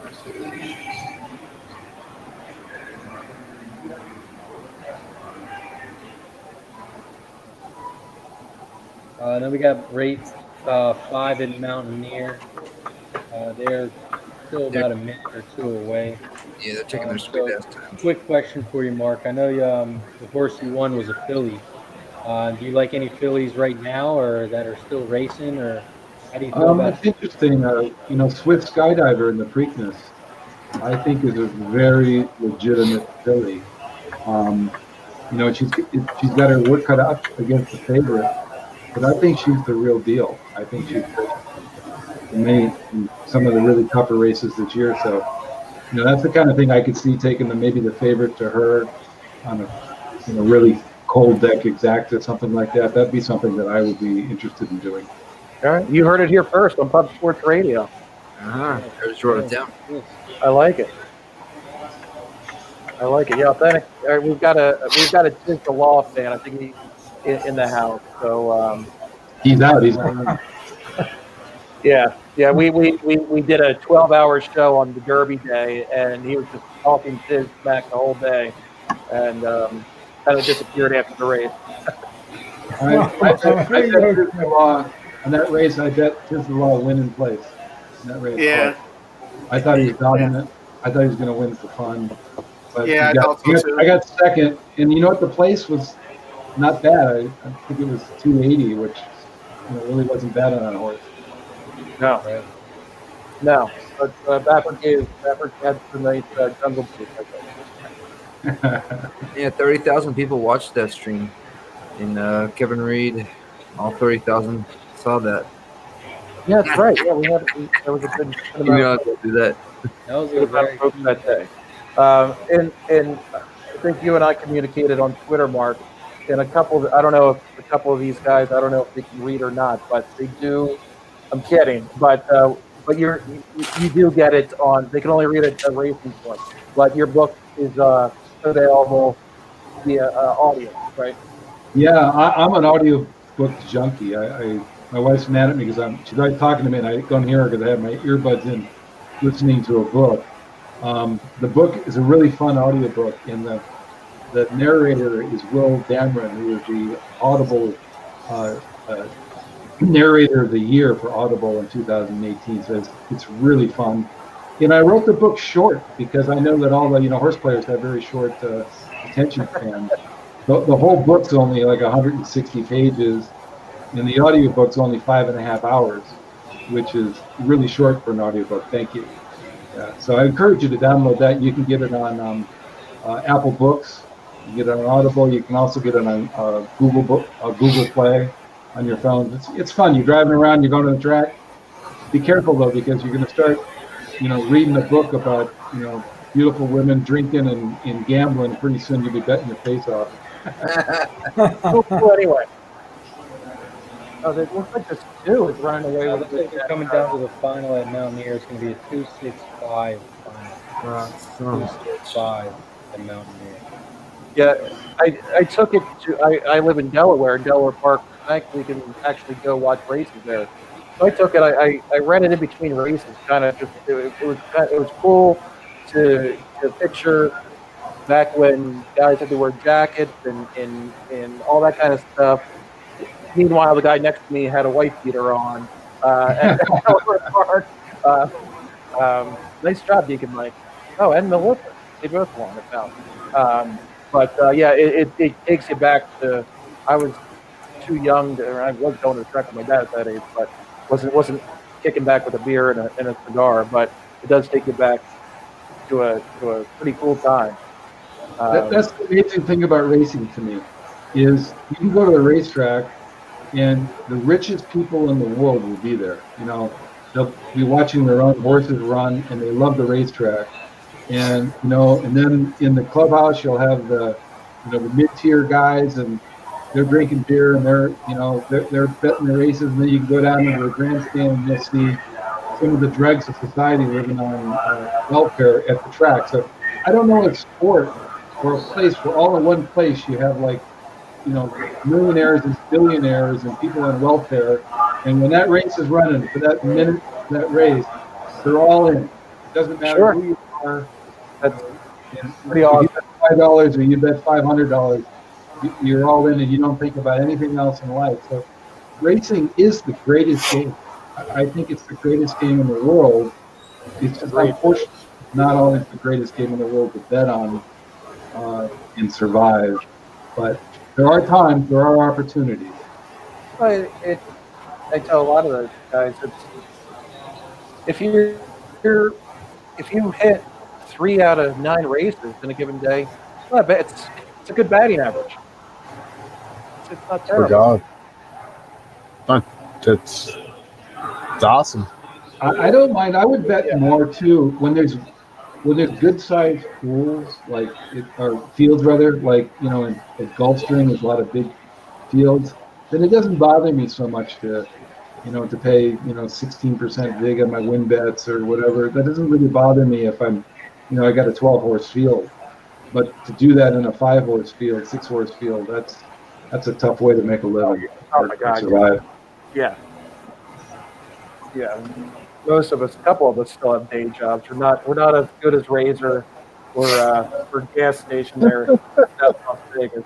A couple of us. Well, still you guys have getting rebates? I think the secret, the big players now are all getting big rebates. So Razor's probably getting 12% kickback here. Well, he gives his picks out, and he'll give any sport out. All he does is ask for tips. It's great, and people hopefully tip him when he gives out his winners, whatever it is. He was doing soccer when that was the only sport, and now it's everything. Well, my Super Bowl, my big win, my futures book, biggest bet I have going right now is on Green Bay to win the NFC. Oh, there you go. Not to win the Super Bowl, but to win the NFC. Didn't hear that. Say that again for me, in case I didn't hear that. Oh, you guys heard it here first. I'm not the only one that thinks the Packers are going to win it all. You've got it. I don't want to go against the jaws of death and have to beat, Patrick Mahomes for the Super Bowl. I'd rather take the 7.5 to 1 that I got and just bet him to win the conference. That's enough for me. I usually like, if I think one conference is a lot harder, which I do. I think the AFC is a lot harder with Mahomes in it and the Ravens. I'd rather bet that conference to win the Super Bowl, and I'd rather bet the other conference just to win the conference and not have to attack. Because what I really want to do is I want to get my favorite in the Super Bowl, and I want to be giving points. So now I don't have to give the points on it, because now you have a lot of options for middles and doing all that kind of stuff. But I have to tell you, I always say that I've never hedged a bet in my life. Oh shit! You hate me then. I just figure, what the hell, we only go around once. Yeah, I'm a middle guy. I try to middle things all the time. A lot of smart guys do. Now, do you think? And I don't want to take. We don't want to take up too much of your time. And this is more of a. I like history of racing and everything. Back in the '80s, there were so many great horses. Ali Sheba, Winning Colors, obviously. Do you think 30 years from now we'll be talking about Tis the Law and Authentic, or are great horse races great horses almost calling them past like horse racing is? Sunday Silence. Hello. Sunday Silence. There you go. Yeah. I think goer, right? I think we'll be talking about we've had a couple of Triple Crown winners, so I think they'll take all the oxygen out of the room for this last decade of races, because we've had those big superstars. But yeah, I still think there's great horses. In many ways, it's easier now because the full crops, instead of having 40,000 horses born, there's 22,000 horses born. So it's a little bit easier. I think we're going to start seeing more Triple Crown winners and more dominant horses, because it's just less horses being bred. We just gotta figure out how to promote the sport to younger. Oh, we do. That'd be a whole nother show. You've got the greatest sport in the world, but they need to learn how to make it competitive. I mean, I understand it's expensive to run horse races, so I'm not saying that it should be the same 5% vig as a sports bet, but it shouldn't be 23% on a trifecta and 5% on a sports bet. I don't know how I've had some ideas, like, why don't they say, how about if every day that you go to you make a bet, they get their normal full track vig on the first $100 or $200 that we bet. But then after we do that, then we start getting some kind of preferred pricing, because they have guys like me that are dying to put thousands of dollars for the pool every day, but I just can't do it. It's just because of the vig. The vig is too high. So if they can figure out a way to get big players involved and take care of them, they could have handles that go through the roof. That's kind of what they've done with all of the rebate shops and the like, right? From what I'm understanding is that at any particular track, maybe 3 or 4 big bettors that are getting rebates are responsible for 30, 40, 50% of the mutual handle. So they got to figure, like, they got to take care of Razor here. They got to figure out a way where if you want encourage them to bet more. Yeah. Yes, exactly. Yeah. Hopefully the tracks will be open soon, and next year, and promote. I gave a couple ideas to the folks at Delaware Park to bring in young people, and I'm getting not getting luck. Kind of craft beer night, a singles night, all that kind of stuff, and I just got to bring them in. Hell, it's going to teach them how to handicap. Yeah, I think the world is going to change. I think that we're going to have on my site, there's an article that I wrote. I think, unfortunately, we're going to be in a situation where we really only have probably maybe 5 major racetracks that dominate in each market. There'll be some, tertiary market for smaller horses, smaller, lower level horses. But when we get everything's going digital, everything's going online, and if you can bet Delaware Park, or you can bet, Santa Anita or Churchill, or that's where the action is going to be, in my opinion, going forward. Sure. Well, we don't want to take up your whole night. And Yeah, appreciate you coming on, Mark. Well, thank you. The biggest sporting event of the year is going to be on tonight. Is soon the presidential debate. Yes. I'm Yeah, hammering. My Talk about pop the futures. watched I'm hammering that. My dad walked in and he goes, "You're not watching the debate?" I said, "No, I'm watching something more important." You can bet on it all, baby. Yes. Bet on yes. it all. No, but it's Thank you for joining us tonight, Mark. If you could just real quick tell everyone where they can find your book at. Thank you. You can't miss. It's the greatest gambling story ever told. It's on Amazon. It's on Apple Books. You just go to my website, markpaulauthor.com. The Audible book is everywhere. It's really easy to find. Horse racing, everybody says is a dead sport, but you write a good story, a good true story. I've sold 20,000 books, which is amazing for a guy who doesn't know what he's doing. Because it's not that I'm a great author. It's because it's a great, fun story. It's a hell of a book. I'd encourage people would really enjoy it, and hopefully we'll all get to see the movie. Yes. All right. 147 Get like days. a preview. We can watch the trailer Mark, first. where Nick can do read you it. live, Mark? You live in. I'm sorry. Go ahead, Mark. Where do you live, Mark? I live in Beverly Hills. Oh, okay. All right. Southern California. Yeah. All right. Yeah, we should hook up. I have So a you whole must be doing bunch of stories I something can tell you. Yes, clearly. Yes. I have a Awesome. whole. Well, yeah, you can get it on Amazon. You about the 80s and 90s and horse betting with the Sport of Kings, with the Aga Caliente, all that. So, someday I hope that me and Mark can sit down. We can bet horses together. I love that. We'll be out there in one of these handicapping contests together, maybe. Right on, man. Right on. That would be fun. Yes. Thank you, Mark. Mark. Thank you, guys. It's a huge Thank you honor. very much. I don't read, but I read this. All right. Well, I appreciate So, every Mark, thank single you. reader is important to me. I appreciate all of you guys very much. Yeah, that's awesome. And we can't wait for the movie. Yes. Yeah. Thanks, Mark, and good luck on all your sports wagers and Just buy horse the bets book, in the guys. future as well. Go Packers. All right, there it goes, right there. I got it on audio book. All right. You'll like it. All right, guys. Thank you. Bye-bye. Out of here. All right. Thank you. Nice. Mark, thank you. Wow. Shout out to Mark Paul Author. You can find him on Twitter at Mark Paul Author. Make sure you check his book out on Amazon. It's the greatest gambling story ever told, like he said. There it goes. Shout out to him, and shout out to Pub Sports Radio for having him on the show. Yeah, man. Right. Yeah. He just inspired me to bet the that was election pretty right now. I think he's betting the election as well. What? Guys, I can parlay real quick. Senate Arizona winner. Okay. I got like 10,000 running on this election. I didn't feel like Who'd you take, Gas? Republicans, right? I took Trump to win Texas. That's all I got, man.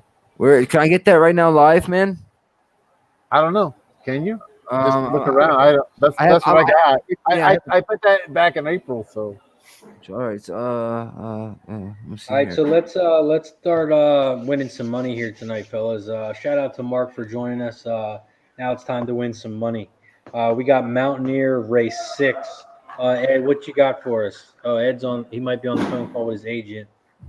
I didn't get permission. I'm right here. I just go do something. Mountaineer Race 6. I can tell you right now. This is important. 5 and a 4. 5 and a 4. Will Donald Trump be the next president? I can get him at plus 115 odds. Yes. no politics. I don't know about that. Well, that's why I come here. Really? That's what it is right now? Yeah, I'm not even joking. Will Donald Trump be the next president elected 2020 U.S. election? ? Yes, plus 115. That's some pretty good. Ollie only took him just up at minus I'm on the 200 board, in too. Texas. That's all I took. I loaded up on that though. I think I gotta bet that. Yeah, if he doesn't win Texas, he won't win the state. That was my logic behind that. If you can't win Texas as a Republican, you just can't win. Yes, And, real quick, everyone, make sure you subscribe and press the like button on Pub Sports YouTube. Make sure you check out pubsportsradio.com. Get yourself a cool T-shirt like the one I'm wearing. Mine just came in today.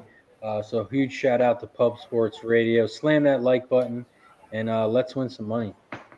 Gas, you got anything for Mountaineer Race 6? Absolutely. Absolutely. I like the 7 horse here. Cosmic. Yeah. Okay. It's one of my better bets of the night. I wouldn't say my top bet because before the show came on, I hit that Presque Isle with 57 to 1 on that exactly. But I like this horse. I like the 7 horse a lot. I think he's got great value. Yeah, I was looking at 9 to 1. So here we go. I was looking at the 5, the 7, and the 8.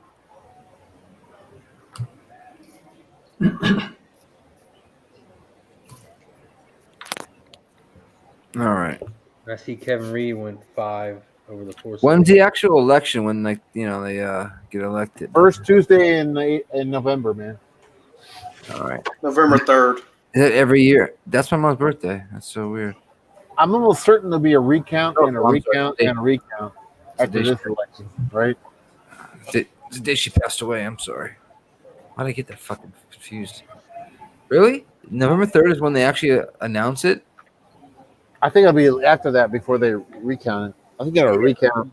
I'm booking on a recount. Yeah, I wonder what the odds for that is. I got some heavy favorites in parlaying. I got Kelly in Arizona for Senate. Hickenlooper in Colorado. Oh my God. Parlay. Nick is in it. He bet Biden to show, so he's What? They're all Republicans. So Georgia, Colorado, and Arizona. Are they Republican states? I have to admit, I did have Trump in 2016 on Betfair to win it, 7 to 1. Wow. Yeah. I don't know. Is Georgia, Colorado, and Arizona all Republican? I know Arizona's Republican, right? Yeah, definitely. In Colorado, not as Republican as Texas, though. Georgia doesn't seem like that Republican, right?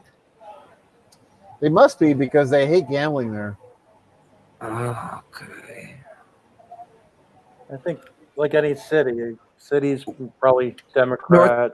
All right, is Montana a better fit for that? For Republican? They're not Republican. We're Democrat. They're not. They're not. They're like. No, Republican. It's favored. Danes is favored. He's I can't say it. Republican. Yeah. Deacon Mike. Oh my God. What about is South Carolina a Republican state? Oh, I just got a text from Mark. He says, "I love you guys. I like the way you live. Hope to meet up with all of you." There we go. I sent him a text. I said, "I hope we don't seem like too much degenerates." He said, "Absolutely not." Of course, he's not listening to Nick bet on Senate races in like Wisconsin. I was sitting there just listening to him. I thought it was awesome. Dude, he's parlaying. This is funny. I parlayed Arizona with Colorado. Oh shit! I almost did the wrong parlay. Thank God. We don't know Colorado. Councilman in Madison, Wisconsin. I got Arizona, which it's Republican, and Colorado, which is definitely Democratic. And I was gonna throw in Georgia. What are you guys thinking? I don't know. Yay or nay? I Mountaineer. All right. I put $5 a Mountaineer. I am going to put this just to. There we go. I can't. Right. Oh, that's bullshit. They don't let you parlay. Oh, I just did that for nothing. Run Good. What's going on, Run Good? That's bullshit. All right, so we got Mountaineer in 1 minute, and then we got Grants Pass in 2 minutes. Grants Pass is a 5 furlong race. Gas, did you have anything on that one? Yeah, you gotta tell me what race at Grants Pass. Race 5. Negatory. I don't have anything till race 7 at Grants. Okay. I like the 6 there. For Grants Pass, I was looking at the 8 horse. Vision of the Cat. Ooh. I'm on the 1. I think that might be the favorite, though. Everything I pulled up, though, came up 1.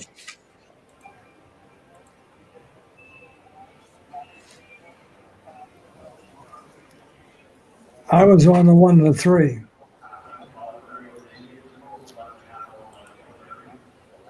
Let's bring on our next guest, right. Mr. Connor Mack. What's going on, brother?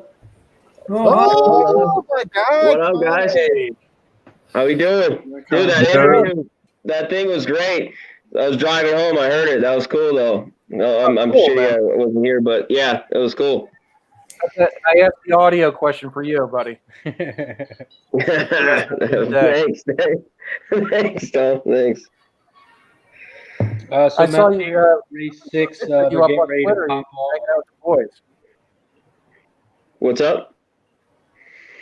I saw something on you on Twitter. You hanging out with some of your boys out at the casino or something. It looks like you're having a good time. Yeah, I was with DJ Big Boss, Ski, and Dutch.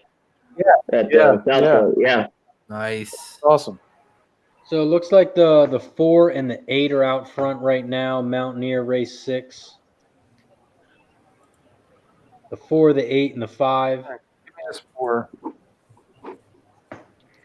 Here comes the 9 on the outside. Ooh.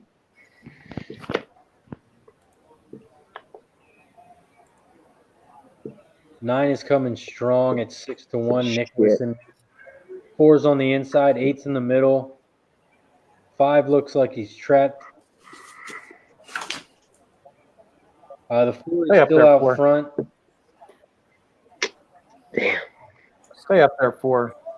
4 got Here it. comes the 9 on the outside, but the 4. 4, 6, 9 final. 4 is going to win. 4, 6, 9. You guys are lucky it wasn't 369. Oh, there we go. Yeah. 369. Hey, Razor, I'm gonna have to jump off for a second. I gotta take care of these dogs real quick. Yeah, but you don't ever feed them. It's all jumping on you and everything. Yeah. I got one that climbs under the fence, and yeah, I gotta go. You can tell they sure love you. I'll try to come back, Razor, but I'll be in the chat if I'm not. Oh my God! All right. All Right. Take care, guys. Later, brother. I can't wait to see what Deacon Mike says about this one.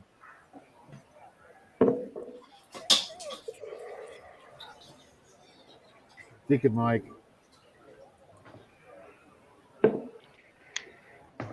Freaking All right, Deacon. then we got Grants Pass.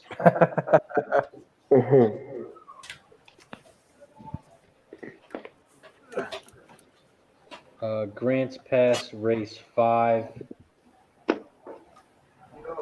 Don't blink, it'll be over. Oh.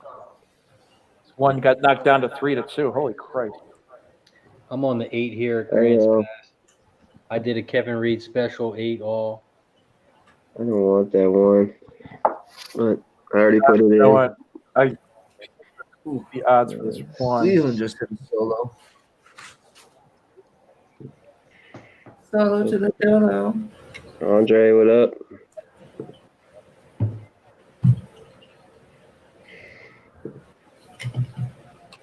I'll be right back. I'm just remove myself. Is Wally on here? I know his mom. I wanted to give a shout out to Wally here, just live to his mom passed away. Mom Fat Wally. So I just wanted to say condolences and prayers for my guy Fat Wally and for his family. I just wanted to shoot that out. So I saw that earlier today, and I don't know if he's in the chat, but I'll shoot him a message anyways too. But I just wanted to throw it out there. Everyone in the chat, send Wally a message. His mom passed away, 91. I'm sure she lived a great life. So condolences to him and his family. Yeah, definitely condolences to FW. Same here too. Condolences. So Grants Pass is off. They're running. Looks like the 6 and the 2 are out front.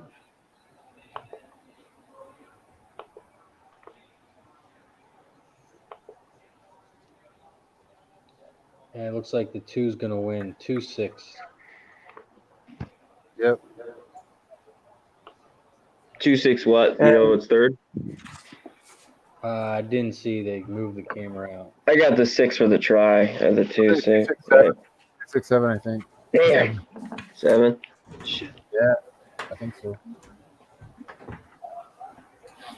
All right, I'm gonna bounce for a second. I'll be back. All right, guys.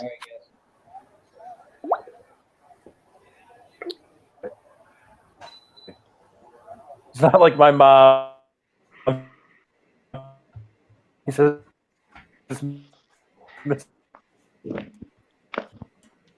Tom's starting to freeze up a little bit. I keep on going in and out. Tom froze on us, so I'm just going to put him in the back for a second, see if he brings back. It's raining here in Delaware, so. All right, looks like he's back. Can you hear us, Tom? Yeah, no, and it's the whole thing with the I'm running on my wife's hotspot because my whole internet's down. So again, yeah. My internet's fucking up too on my laptop. But yeah, whenever it rains in Delaware too, like power goes out, all kinds of stuff.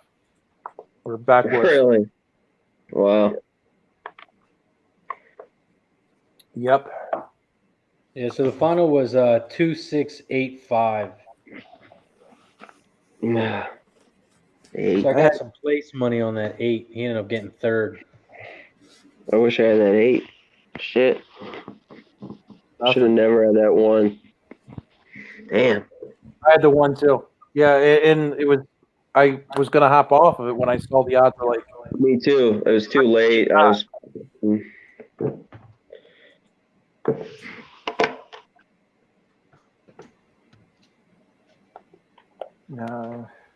Freaking made out okay at Park this afternoon, but doing shitty tonight. You did pretty well at Parks today? I had a couple tries. I had 3 trifectas actually. Nice. Yeah, one was 99, one was 50, the other one was like 5. But building bankroll for Saturday.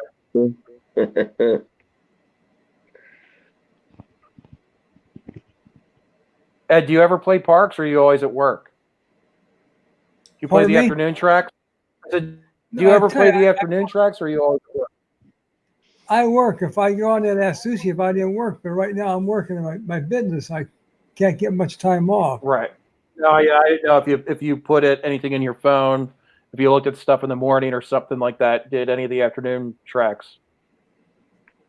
No, I don't get to anything really truthfully. I don't get down to late afternoon, maybe 3 o'clock. Oh, okay. I hope in the future, maybe another month or so, then I'll be pretty well be able to do, play the horses more so, Yeah, because right now, anyway, I can't. Any more during the week, we've got more stuff popping off in the afternoon than at night. Yeah, that's true too. I was glad you had the show that Saturday. I mean, if I knew it was going to be on, I'd have took the Saturday off. Hear that, Razor? Yeah. We didn't prove you bad, buddy. We didn't screw it up. Yeah, you did a good job. As it turns out, Ed, I sent the message to the wrong person. Oh, okay, that's all right. Yeah, I thought you were Big Easy Better. I sent it to some other guy. He's like, "What the hell is this message?" Well, a lot of races I don't bet. I mean, I give you my picks, but that doesn't mean I play them. I watch the odds before I do anything. Well, sure.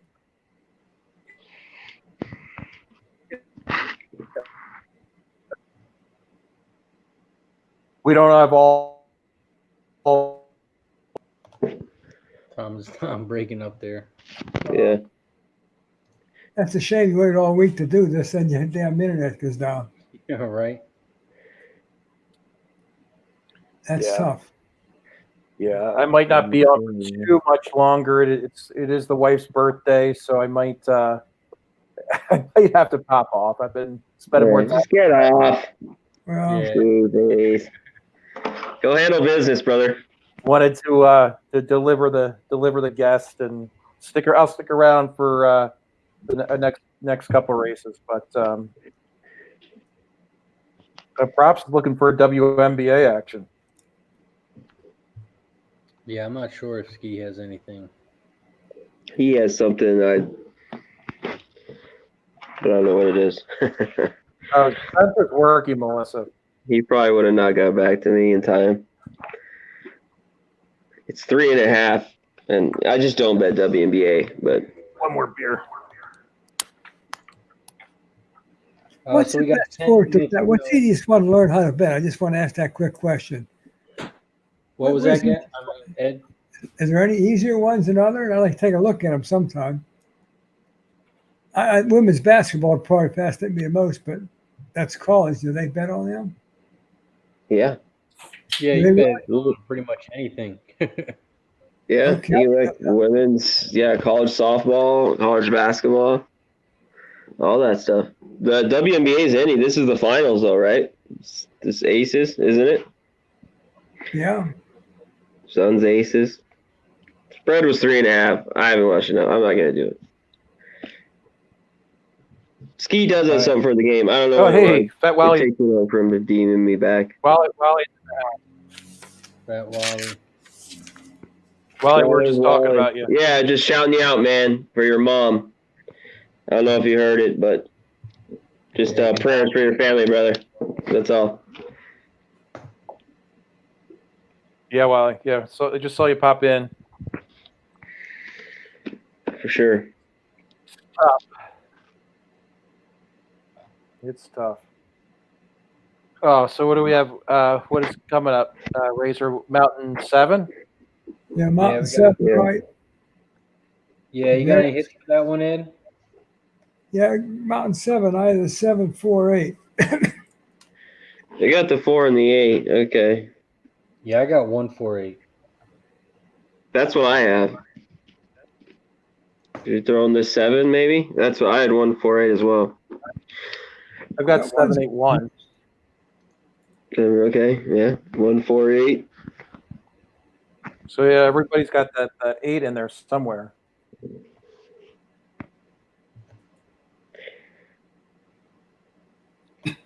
But I kind of like the 6 too. The 6 is scratched. Yes, 6 scratched.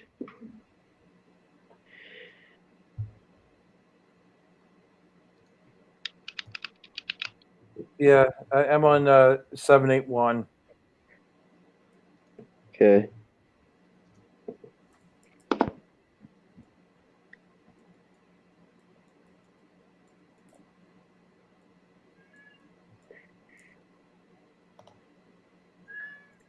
Thanks for bringing that Paul on, Tom. I'll get his book tomorrow.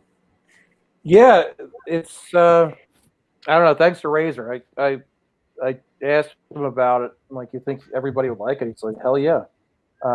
So thanks to Razor and Pub Sports, but I was just the middleman. But yeah, I'm glad everybody liked it. I just kind of thought, like I said, he's what we all are striving. We all want to be in that position. Granted, I don't have $5,000 to bet on a race, but yeah, the way he describes himself, just he going to Santa Anita every day, and just hitting this, hitting that. But he's hitting the pick 6 for like $20,000. It's pretty cool. And then he won a free $1 million on winning colors. Wow, it's crazy. Yeah. Oh yeah, I think you missed Razor. He sent me a text razor.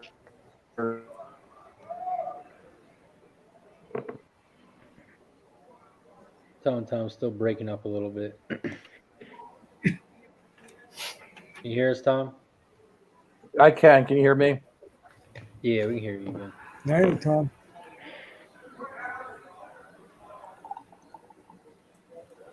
Ed, are you close to Mountaineer at all?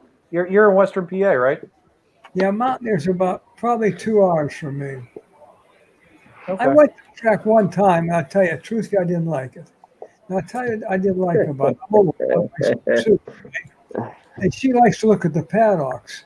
So at Mountaineer, when you go to the paddocks, then you got to walk through the gambling site to get the hell back out to see the races. Right. And I found that to be a real pain in the butt. Where all the other tracks, you could see the horses there and be close by the tracks. But Mountaineer, you had to walk clean to the gambling area to get back out to the racetrack. One of the most beautiful paddocks. You got to come up to Delaware.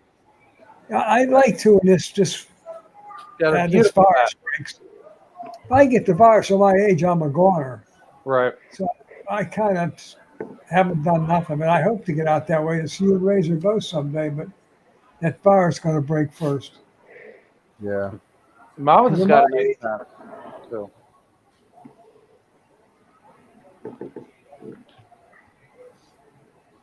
Okay. Oh, Razor, you're on that one Gas, deal? you got anything?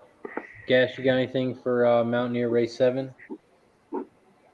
No, I not at the bat. No, I don't. And one's all the way down to the favorite, 2-1. Fuck. Yeah. Unfortunately, when Mark Paul came on, Oh, you're in the my 8-2. internet really broke up, We're not and I too didn't far really off. get. I heard part of the story about the future bet on winning colors and at AC. You know, Yeah. we were actually, me and my brother were actually down there. Oh, wow. For the 88 Derby? Yeah, that was actually. I was going to school in LA at the time, college, and I've been following racing for a while before that. And Ali Sheba was one of our big hits in '88, or no, the '87. I remember '87 or '86, '87, right? We had Ferdinand. And Ferdinand was one of the big, giant scores that most people in Southern California had that came out. And that was back when they were booking stuff in Vegas, right? So, like the track odds, they used to book out track odds was like $37 or $38. And then, but remember, like they had different pools then. So that, like at Hollywood Park, he was like he paid $14. Something like that. So when Ferdinand won, it was wild. It was like crazy because that was a Shoemaker, right? Shoemaker and Right. And to me that was like when he said Lucas was like his top trainer.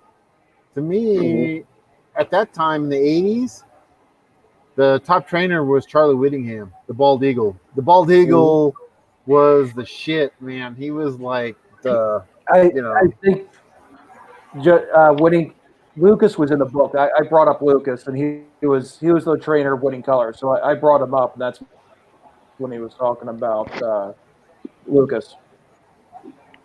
Yeah, well, that was '86. Yeah, I mean, that '88 Derby, that 49er in there. That was a great race. Oh yeah, and Cephas, and it was like 49er made that huge run at Winning Colors.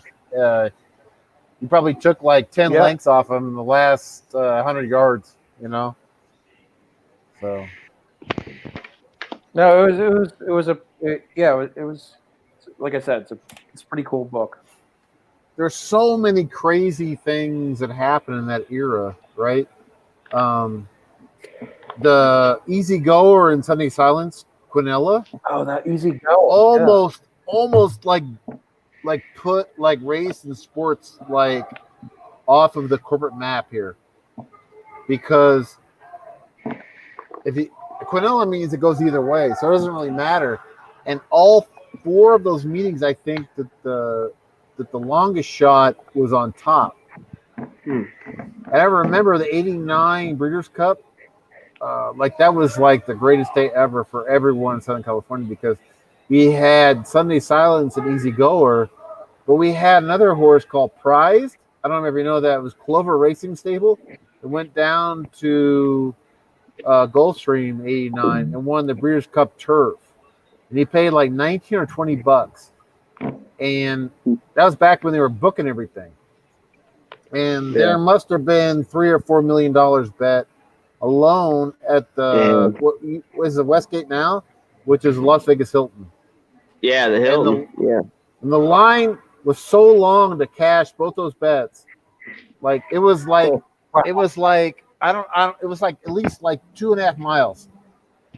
Damn, that would wrap around then the golf course, behind there, where the book is. It went down, it went past the intersection. Like you had to cross the intersection to get in line. Yeah. Yeah, it's Joe W. Brown, that little street now. I know what you're talking about. Yeah. Wow. How shady was that Agula Caliente? Was that a pretty shady place? It wasn't so much shady, but like I'll tell you a story about that. So when we were cashing out, like winning colors that year, they told us to come back, but like when we came back, it's only after, because they were paying us out in like coins, like they had no more dollars left to pay you out. We had to shuffle back across the border. That back in those days, you didn't have to ask any questions. You didn't have to passport, nothing like that, because it was before 9/11. Sure. So we had all these. We had dollars, right? We had singles. I think in the Corona. Thanks. We had to shuffle across. It was like about 1.5 miles, right? Me and my brother.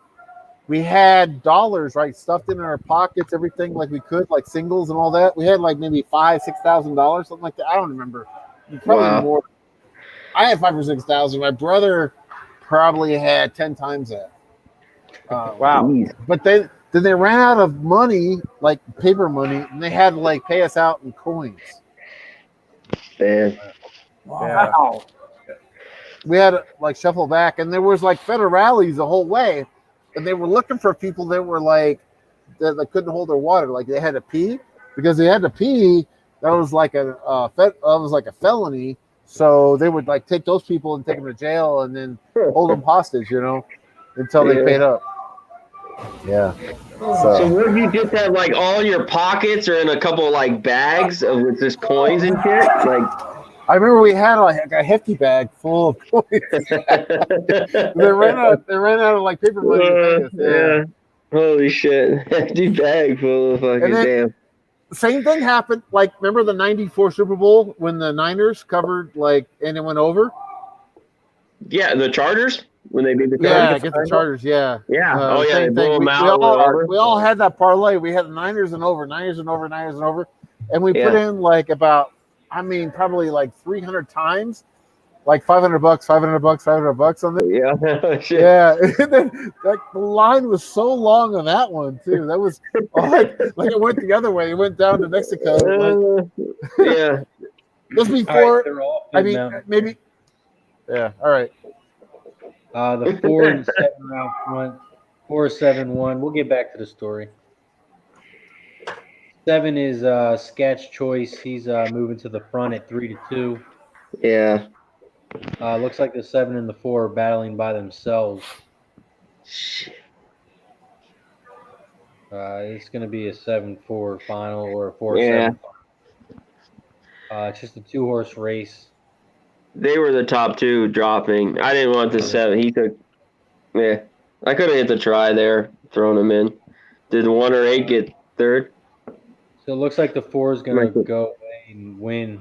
It's going to be a 4, 7, 8 5. Yeah.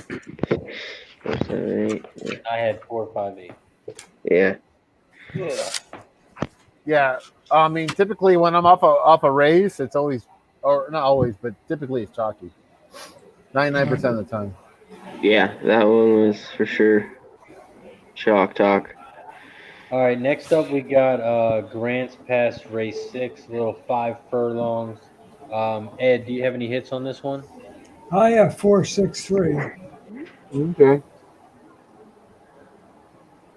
Gas said you don't have anything till race 7, right? No, and I like the 6 a lot in that race. So if you guys want to hook like a double, I don't know if there's a double available or triple. So I'll just shout out my races for Grants Pass. I like in race 7, like the 6. The race 8, I like the 2, which is I think actually a good price. Looks like, and then also in race 8, like the 4. Okay. And that's it for Grants Pass, I think. Yeah. All right, Tom and Tom, thanks for joining us, man. I appreciate you. Happy Yeah, birthday to your wife, and I'm sure we'll see you on Thursday. Hell, Gas, all the things you've done, you should write a book. Yeah. You should. You've done a lot of things in your lifetime, man. I agree. I don't think I could put 2 words together though. You know, I'm not a writer. Sir, I was thinking that what you were thinking though, Ed. My experiences, I could tell you. Oh my God, stories especially about Sport of Kings, and it used to be a book that they had rebates on the strip called Broadway or Boardwalk. And the Maddies brothers were there. The Maddies brothers were fucking crazy motherfuckers. Like, they were East Coast. They were out here betting, like, I would tell you that they were betting like $8,000 or $10,000 a day. Wow. Yeah, wow. That's a lot. Jeez, back then. Back in the mid '90s on the boardwalk. It's called Boardwalk. I don't know. It's where the Monte Carlo is now, which is not the Monte Carlo anymore, right? It's called Park something or other. But, Park Place, or I don't even know what it is. Yeah. Well, I want to tell you, Gas, I asked Ken if I could mention this program on his show, because one time it was on there. That's why I learned about it. Somebody cut it off. So I sent Ken Mason an email asking him, can I put this on there? And after answering 1,000 questions and a couple other stuff, he's very, very nice. He let me do it. And what good it did, I don't know, but I put it on there. So what did you send him? I just sent him your links. I just asked if I could put your link in there. What was the link you sent him? If you have anybody interested in watching. What was the link you sent? Jimmy brought it. I just give him the YouTube sites. Oh, okay. And then he said, okay, I could do it. Then I talked to Mike. Mike, one of these, I guess, what you want to call it, watches the board. Mike's the guy that helps me all the time with my program. I talked to Mike, and they thought it was okay. But it only stays on for maybe 2 days, and they move on.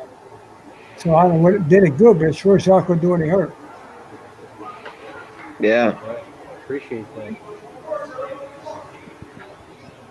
So there's a big 2 to 5 favorite at Grants Pass. I'll fade that for. I'm gonna fade that for. What do you think?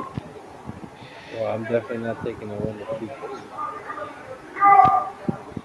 Take the 1, 3, 6, and 9. I was looking at the 3, the 7, the 9, and the 1. I like the 9 and the 1 and the 3. I went with the 6. You got your cranberry all over your. Yeah, I like either one, the 6 or the 7. Okay, we're on I'll take another one when we come back. Yeah, sure. Thanks.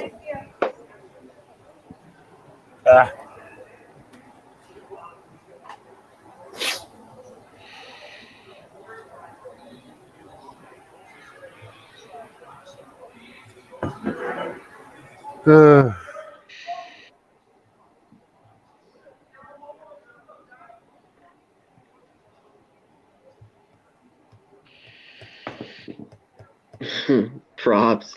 Props is so into this debate. He's like debate ready.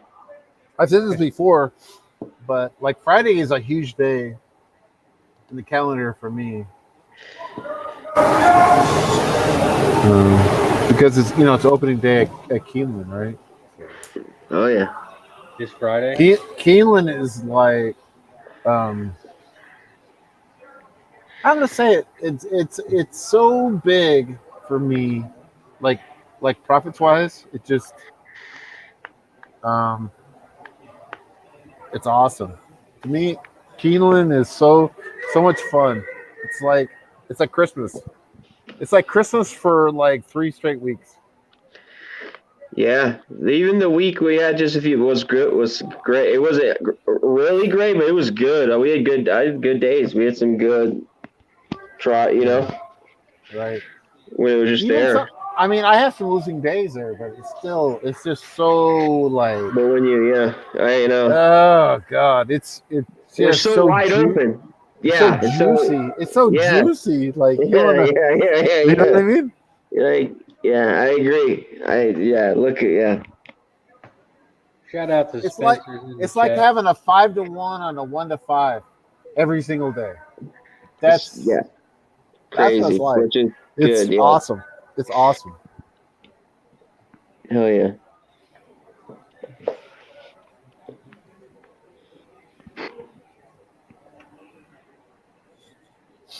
Anyways. All right, so we got Grants Pass. Looks like they're walking towards the gate now. The 4 dropped a little bit. He's now 6-5. The 3 horse is the 5-2 favorite.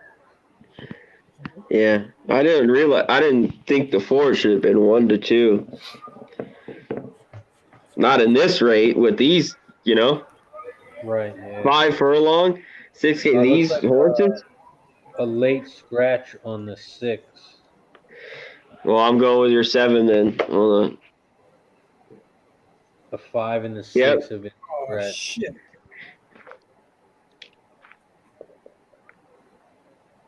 Okay, I'll go with your 7 then. Damn, Spencer just got off work. The strip club closed early tonight, I guess. Strip club. Spencer. Spencer doesn't really like working at a strip club, right? Nah, he just works in a bar or something, like a restaurant. He works at a bar at the strip club. Canadian strip club. Who do you think serves those lemon pepper wings?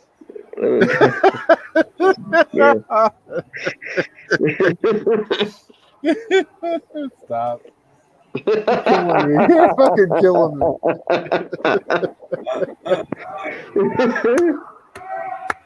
That's awesome, though.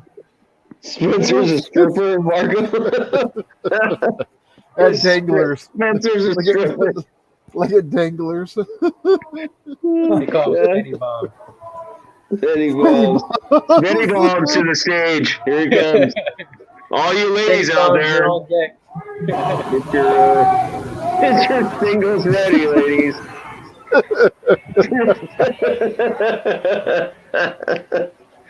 Oh, shit.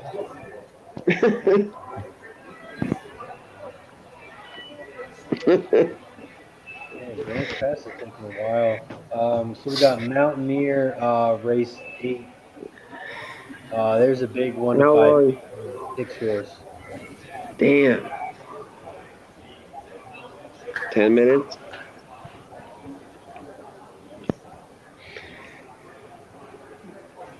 Janet May. Ed, you have any hits on Mountaineer race 8? I have Mike, 6-2-3. what's going on, Mike? Haven't seen Mike in a while. Appreciate it. 6-2-3. Yeah, this 6. Fuck this 6. Jesus. I do like it too. Yeah.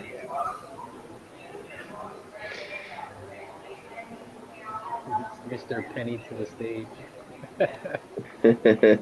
I like 237. 237. thought 3, maybe 6.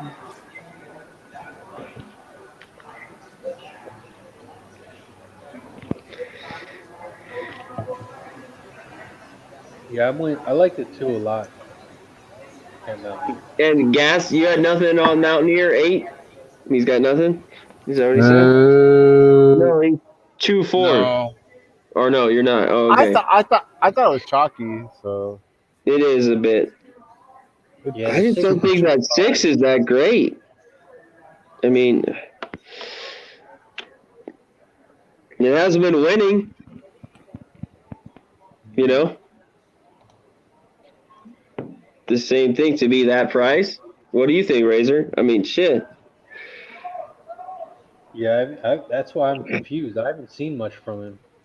Trying to look now.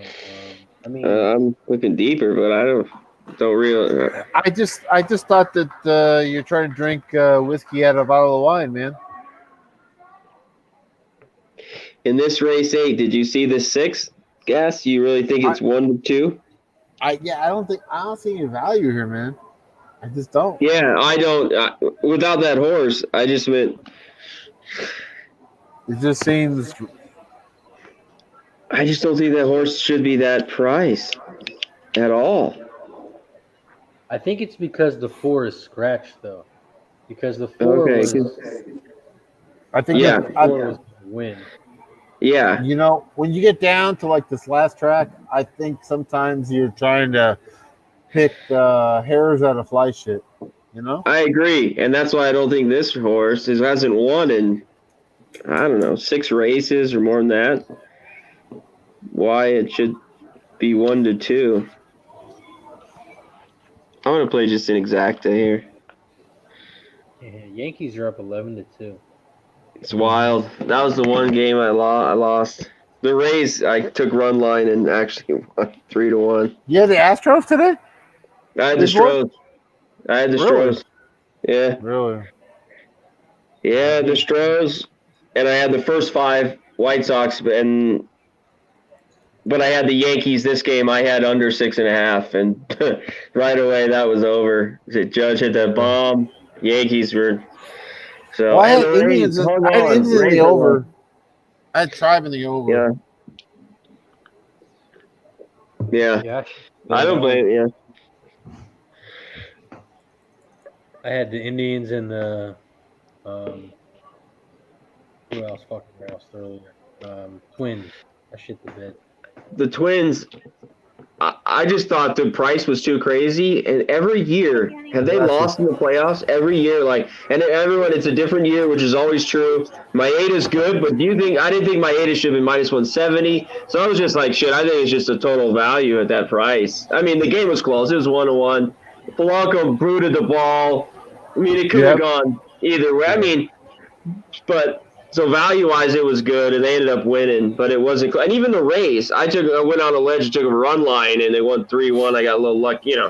I think they should have scored probably 6-7 runs with Shoemaker and Robbie Ray, and they didn't. And because I like the Jays in game 2 with Ryu. I want to see what tomorrow. Because that's what I was looking for. I'm expecting the Cardinals and the Brewers. Wow, Baltimore. Yep. Series or just tomorrow, the game? The series or the game tomorrow? Actually, both. Wow, really? Okay. Yep. Balls out. I like it. Balls in the fucking table. Balls in the table, for sure there. I think the Cardinals could be sneaky and beat the Flaherty. Everyone rags Wainwright. I don't, Padres are good. We'll see. Wainwright is a fucking playoff animal. What are you talking about? I'm just saying everyone's ragging on him lately. Like he's old and he's still pitched good this year. I took him a few times the end of the year. He was plus money a few times, 140 against Castillo, and he won. And I agree. We'll see. The Padres are a young team. They got dude. The thing is, in these 3-game series, it's really like anybody could win. Come on. It's so it's crazy shit. Like once we get past the first round. Baseball's always about making the routine play under pressure. And the Twins didn't do it today. Nope. That Polanco, he booted it. That ended up being 3-run. It just, yep. Yeah. Yeah. Yep. Yeah, horse. And the Dodgers do that all the time. Well, I know. Hey, don't remind me, man. I know. I know. That's what I'm saying. They're choke fuckers. They're fucking bums. Mm-hmm. Until they can get it done, they're on my shit list. That's how they got that name, the Bums. Yep, that's how they got the name. Yep. Oh, yeah. In the 40s, that's how they got the name, the Bums. Yeah. Yep. Fucking bums. Looks like that 4 did win at Grants Pass. 4827. Ugh. Wow. 487. I'm just gonna go 237 here, Mountaineer. So who do you like, Razor, in these playoffs? You mean I'll be right back. I'm gonna get a beer. win it all? Yeah. Or you mean like tomorrow's game? Oh, both. Go ahead. Well, let me pull up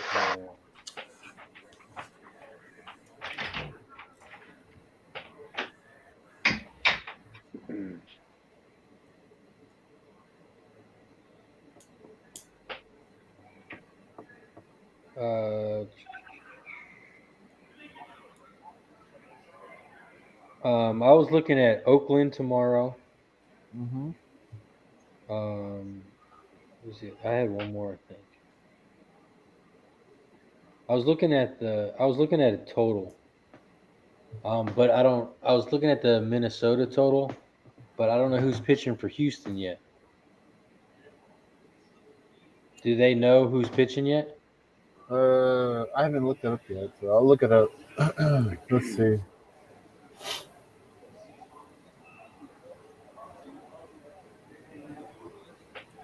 Like Milwaukee, has Milwaukee picked their pitcher yet?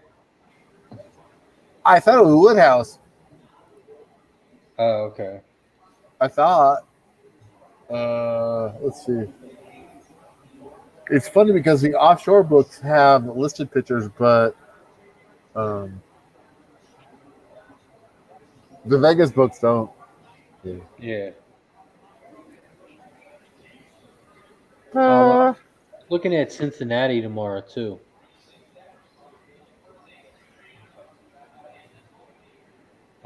That line opened up Atlanta minus 143. It's down to 128 now. What game were you saying the pitcher you didn't know? I Houston. brought up Houston. Yeah, it's not out yet.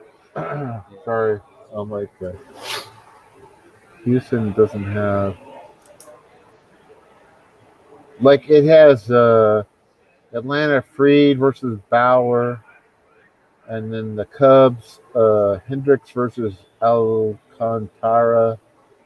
Has Bassett versus Keuchel. Paddock versus Kim. And then that's it. That's all I got. That's on Pinnacle. Yeah. You were big on the Cardinals too, right? I think the Cardinals will surprise some people. I think there's value there. Oh, yeah, because everyone's loving the Padres. Yeah. Well, the Cardinals are tough, man, because I think, we talked about, like, making the routine play under pressure is so much part of the playoffs. And I think they'll do that. Yeah, they're definitely experienced. That's the way their farm system is, man. They just do that. They just, like, pressure people. It's a high pressure thing that they do. If you can't cut it, they'll fucking cut you on the spot. It is so. I don't know how to explain it. Like, that's what they do, though. They just, if you can't cut the pressure, they'll just like cut your ass right there on the spot. So. Yep. How did you do on team totals wins for the regular season? Did you do any? On baseball? Yeah. No, I never did. I did an ultimate fade of the Phillies, and they came out like 30 units ahead. Nice. So that was $200 a unit, so not bad. Marco Lou saying he thinks the Braves are the team to beat.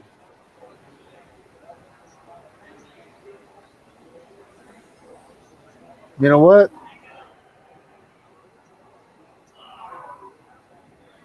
You got to get odds of them because I don't think they're the actual favorite. Or the most likely is like winner of the National League.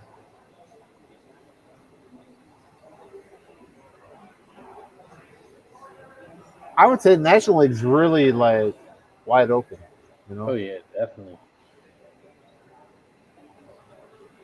So.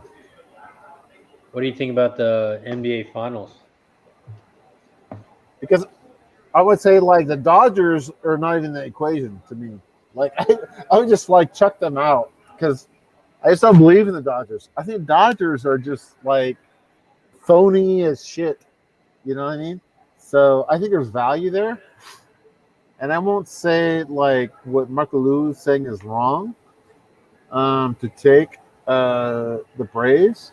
I just think like I think there's like 3 or 4 teams there, you know, to get the World Series. So I mean, if the Yankees put up 11 runs every game, they're going to be hard to beat. But they won't. Who do you have coming out of the AL?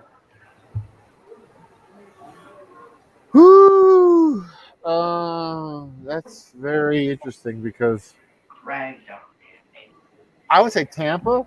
I think Tampa has Yankees number, man. Oh yeah, for sure. I would put Tampa ahead of the Yankees, 100%. White Sox look good today.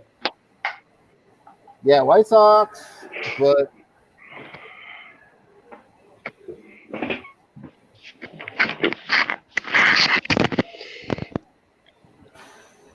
for sure, I would say Tampa is at least equal to the Yankees, 100%. Yeah, I took Tampa beginning of the year. To win it all? Just to win the pennant, not to win it all. This the AL. I got 14-1. This might sound like blasphemy, but I think Astros have a shot in there. I think they got a little bit. They still seem, even today, if they could put it together and they get like excited, I think they get knocked out. But you're right, they got the talent, that's for sure. I think Astros cheating. can absolutely beat the Yankees, though, right? You think? Piece of shit. If your question is who can beat the Yankees, Astros can beat the Yankees because they have the talent. I agree. But they've been there and they've done that. Mm-hmm. Like they're not gonna fuck it up. Like they're not gonna blow like what the Twins did today. You know, with that routine play, they're not gonna blow the routine play. The Twins again. I don't know. They left Donaldson off the roster. Everything. Maeda should never be 170. The whole thing today was just kind of, to me, a little like. And the Twins have been so good at home, and the Astros this year have been so bad on the road. But there's only been 60 games, and everything's just fucked. You know, there's nobody in the stands. It's just a little weird. So it's just, yeah, it was just. But I went with the dog there. They didn't make the routine play to end that rally because they were 1-1. You know. Yeah, it's true. It's true. Longo fucked it up. Playoff baseball, that's one of the things. And the tighter it gets situational hitting. That's what I've said has always fucked the Dodgers. and their bullpen always. Everyone's like, "Oh, they got such a great bullpen regular season." Yeah, they're always top 3, but they're not. During the postseason, and they don't during the playoffs. Got all these great hitters. They don't situationally hit. They won't move a guy over. They won't bunt. Yeah, exactly. So until they do that. The baseball is about making the routine play under pressure. If you can't catch a fly ball under pressure, if you can't ground those ground balls on the right side, or field it, you can't do that, and you can't play. You can't win. Yeah, and they won't, and they won't do it again. If they keep swinging for this 3-run homer, they're fucked. So baseball. We'll see. Yeah. Yep. So. If they want to change things, I think Mookie Betts helps them a little bit, just like situationally, but only so far. I just meant it helps their team out a little better because they couldn't steal bags. They couldn't move over runners. They wouldn't hit to the right side. Like Justin Turner's the only guy that might hit to the, move a guy over, let a guy over there. And Dave Roberts is the manager that did all that, was the sole base would move a guy over. And then they have all these team players that don't do that, Muncy and Jock Peterson, all these guys that hit the long ball. So the playoffs are so much different, playoff baseball, than regular season. It's why, you know what I mean? Pitching is so huge. It's just, and all that we were talking about, making the routine plays, you'll see it. It gets so tighter. It's crazy. But yeah, it's just. All right, they're off at Mountaineer. Looks like a bunch of horses got scratched, and there's only 4 horses left. 4-horse bump field. It looks like the 3 is out front, the 3, the 7, and then the 2. 3, 7, 2, 1. One's like far back, Matty Ice, like the Falcons. Yeah, he's ice fucking cold. Sorry. The 3 is out front, and the 3 looks strong. The 3's going to run away with it. It's going to be a 3, 1, 7, 2. 3-1-7 final. All right. Not a lot there, but take it. Oh no, I had 2. I didn't have the 1. 3, 1, 7. Damn. We were on that 2. Huh? Yep. God, I thought that 1 was 14-1. Unreal. Fuck. We need to hit something here. We only got a couple races left. Damn. We got Grants Pass race 7. This is a 5.5 furlong race. Ed, you got any hits on this one? Yeah, I have 2 and 6. 2 and 6. I was looking at the 6 as well. Gas, what about you? Smaller than 6, baby. Jen's Journey. 4-1. I like it. Yeah, I got some bombs in this one. I got 6, 8, 9. I think we're getting a lot of value with the 9.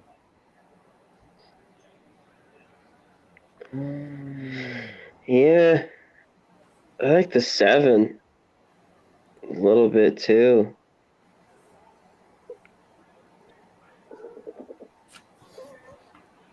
Nine. I love the 6. I might key this 6.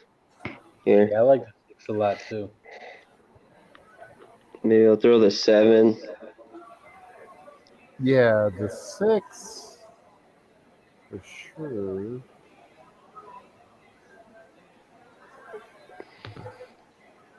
This 4 is 2-1.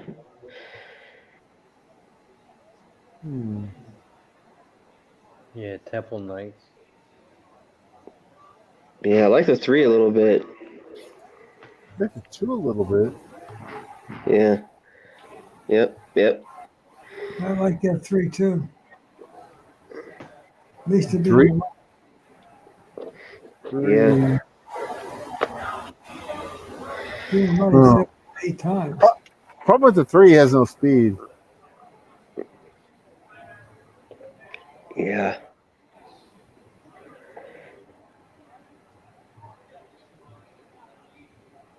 His speed isn't great, but he's finished. Yeah. You know what I want to tell that Mark Paul guy? Yeah. Is that back in those days, they used to give you Agua Caliente, the top payout on the Kentucky Derby from all the different pools. Oh, wow. Really? So there'd be like 7 pools, right? Like a Southern California pool, a Florida pool, New York pool, Chicago pool, Philadelphia, all those. There'd be like a couple other pools, and they were all like all separated, you know, for parimutuel purposes. Yeah. And they would pay you out the top one from all those. And that happened actually from like I said, like 1995, 96, you know. Damn. Yeah. Yeah, this 9's on here. This 9. You think this 9? It's got a little early speed, but you didn't see anything in the gas? Well, I kind of like him. You like the 9 a little bit? A little bit. Yeah. Who do you guys like better, the 2 or the 4? I like the 2. I like the 2 as well. 2 or the 4. Damn. I'm going to keep out the 3. I'm going to go with the 9 instead of this 3. Fuck, if this 3, I don't think it's going to get there. Like Gas said, it's too slow. I think it's too slow. It just an early pace. Yeah. 2, 6, 7. To me, it's a top pace in the race, according to Conspires. 294. Yeah. 6 is taking money strong. But I think it's the best source. 6 is taking money strong right now.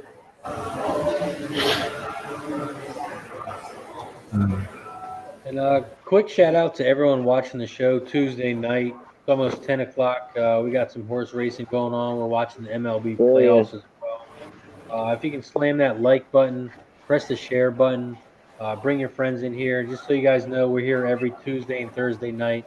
So shout out to Pub Sports Radio, and thanks for coming in. If you got any bets that you like, exactas, trifectas, wins, Yeah, let us know. whatever, post it up in the chat. We like to see what you guys have too. For sure. Yeah, hit the subscribe. Hit it on Twitter. Get us. So yeah. I gotta hit Nick. I gotta get my shirt, man. My Post Sports shirt. Get my address. I got mine today, so check out Pub Sports Radio. I'm wearing mine today. I just got it in, so I know, looks good. I know. You get mine to rock it. You won yours on the show, right? Yeah, yeah. Last week or 2 weeks ago. Yeah, whatever it was.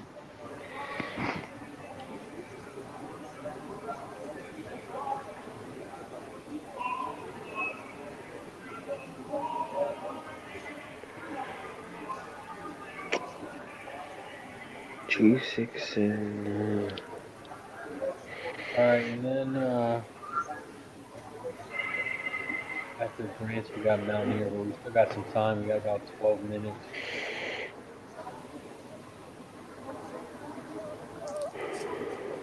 The 6 horses dropped to 9-5. I know. I hate taking that, but god damn it.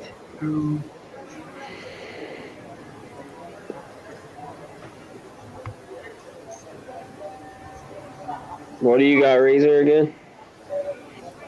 6, 8, 9, 2, 6, okay.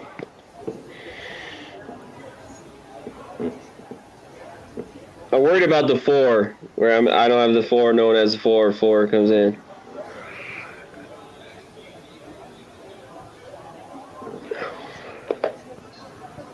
I could get this batted.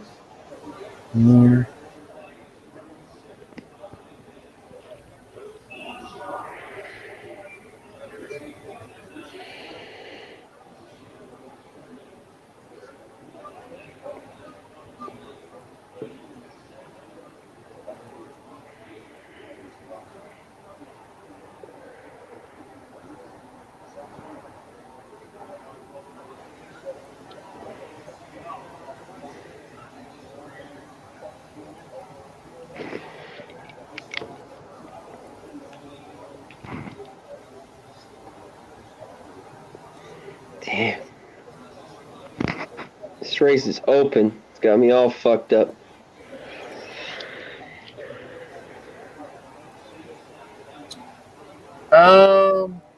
Yeah.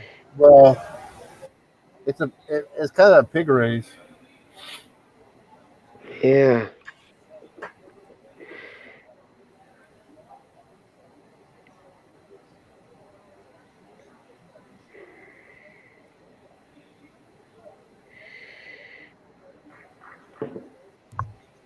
Connor, you look at the NBA game tomorrow at all?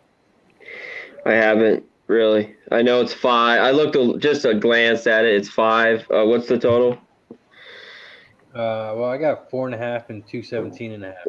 4. Okay, it was 5 earlier today when I was just covering it. In 217. I max bet the Heat there. Money line. Heat. Ooh, the money line. With Yeah, me too, they made it right there. With now it's dropped to 4.5. Now because people are going to want to bet the Lakers. I think Lakers win it, but I don't. I like the Heat. I want the points too, or even the money line a bit. Game 1, I always don't love game 1s because they've looked bad game 1s. They played decent against Denver. I want to look into it a lot more. What do you think, Ray? What are you looking at? I was looking at Heat and the points and then sprinkling a little bit on the money line.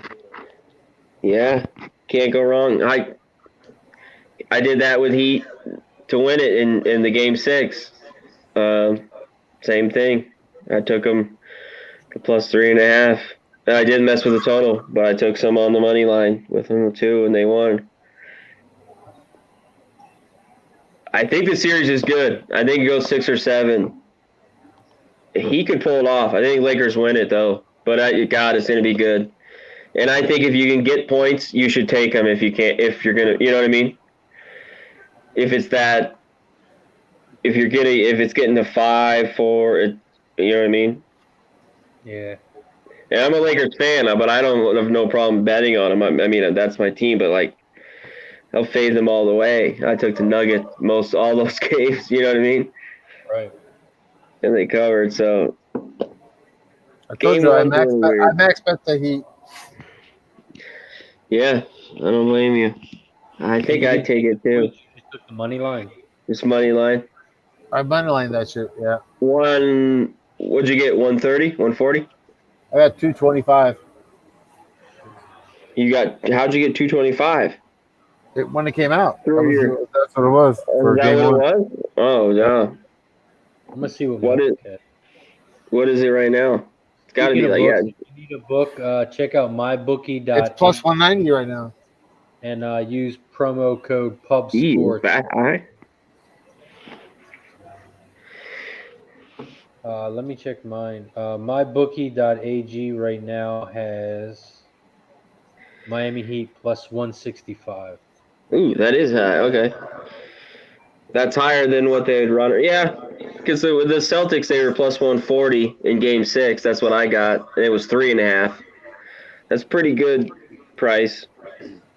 Yeah, I like it. For the series, you can get the Heat at plus 270. Oh, God, no. You can get them way better than that right here. Station. I think you get them higher. Oh, God. It's, I think it's plus 275. I think. It was when they came on the air. More. My bookie has 270. Oh yeah, for the series, yeah. Yeah. I think it's actually like here on stations. I think it's plus 285. Oh, okay. Yeah. Let's take a flyer here for you. That total looks on point. I don't know which way to go with that one. Does look on point to me as well. So first game. Yeah. Mm.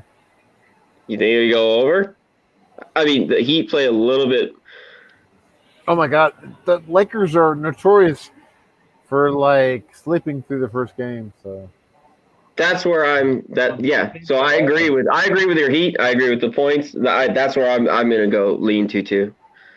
yep. And I'm probably gonna get on it. In the total, I might not mess with game one. I want to see it, but the Heat naturally all year they could play defense good at times, and the Lakers can as well. But they leaned a lot of overs, even in that Celtics series. Games kind of went over. They just went over 120, 115, 107, shit like that. So I don't know if I'd mess with the total in game one. And they're off at So Grants I Pass. did a reverse point spread on the Heat, Mm-hmm. minus like 5 on them, plus Oh, like yeah. 275 first game, and I jumped on Okay. that for 2 times. Nice. Okay. Hell yeah. Grants Pass final was 6-3-7-1. I got off that 6 like an idiot. 6 cash it for the win. 6-3-7-1. I took the 6 at the last second. I put the 2 in instead. The 6. Damn.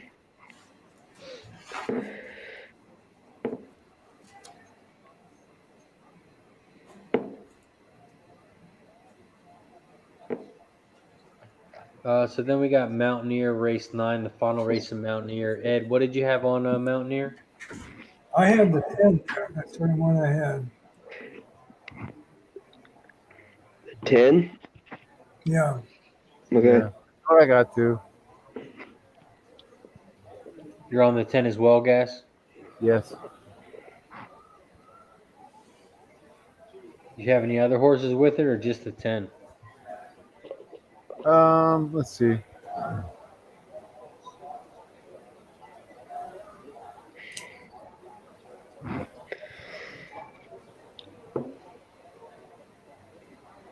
I like the 4 and the 6 and the 3 with it. And let's see. I guess that's it. I like the 8 a little bit as a bomb, maybe in the try. Yeah, I had 2, 3, 8, 10. Okay. I think I like that too. I just kind of like the 1 or the 2.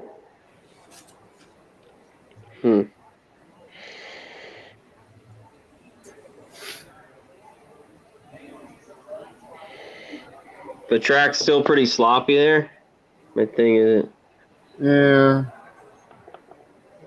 it's not bad though, because I just watched the race like a half hour ago. Let me pull it back. It's wet. I wouldn't say it's Wet. sloppy. Yeah, it's not sloppy. Okay. That's what I thought.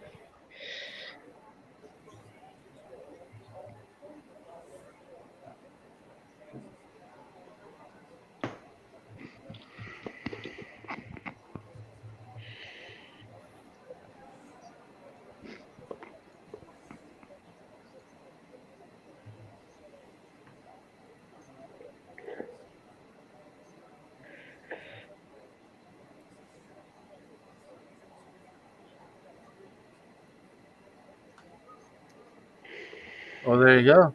All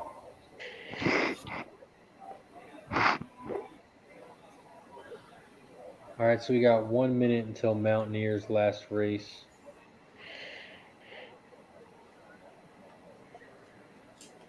And then we got 24 minutes till the last race at Grants.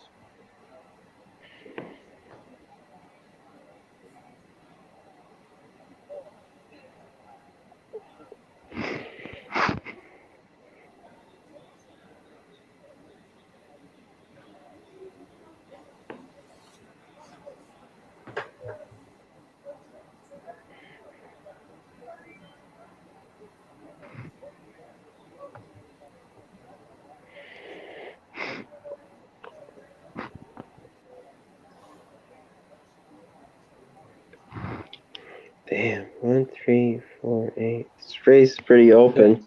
At 6, that went off at Grant's. That we were all on. Went off at 7-2. Yeah. Wasn't too bad.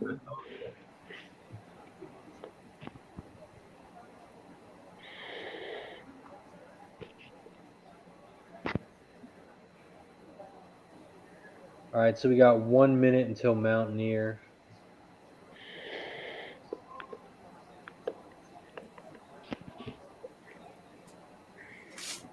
Mountaineer, I went 2-3-10, 2-3-8-10.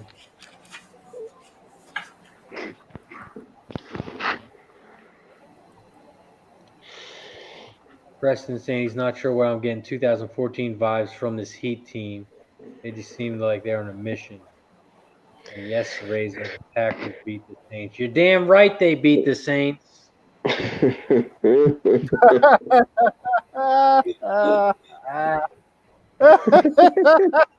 Pack, go.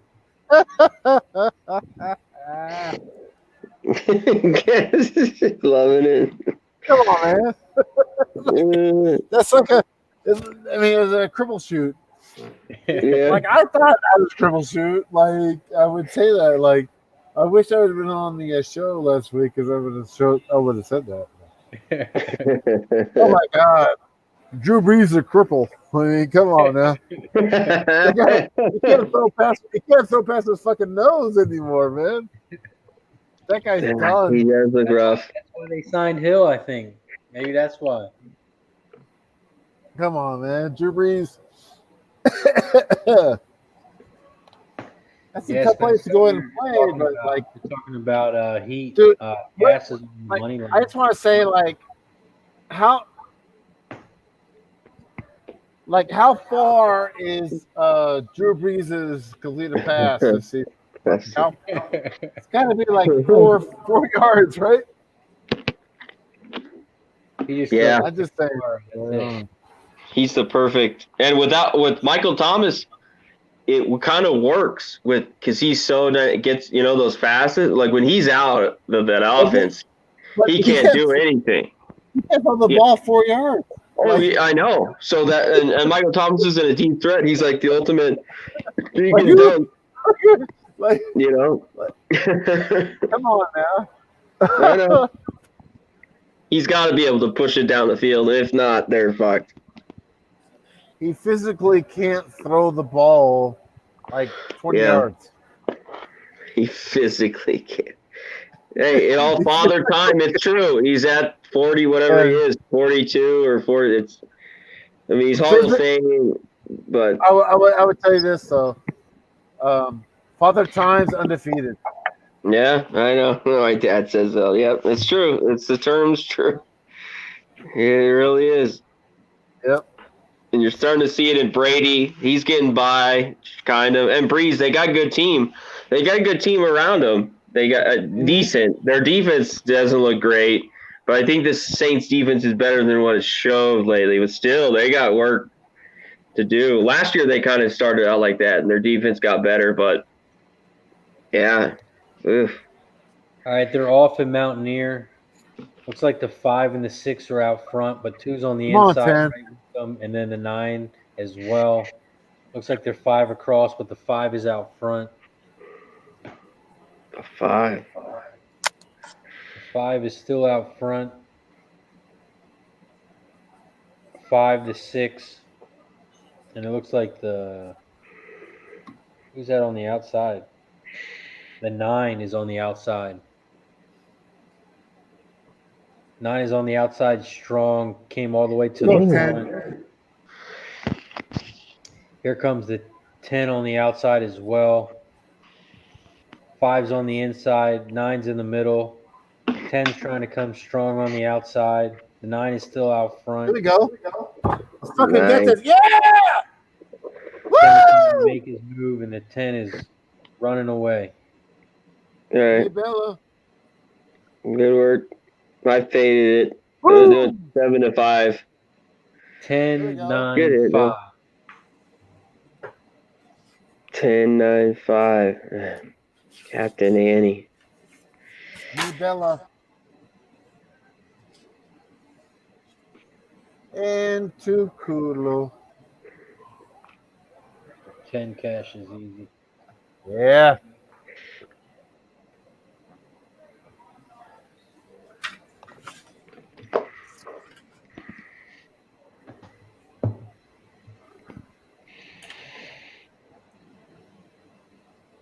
Oh, shit. 7 to 5 on the board. Yeah, it took a lot of late money.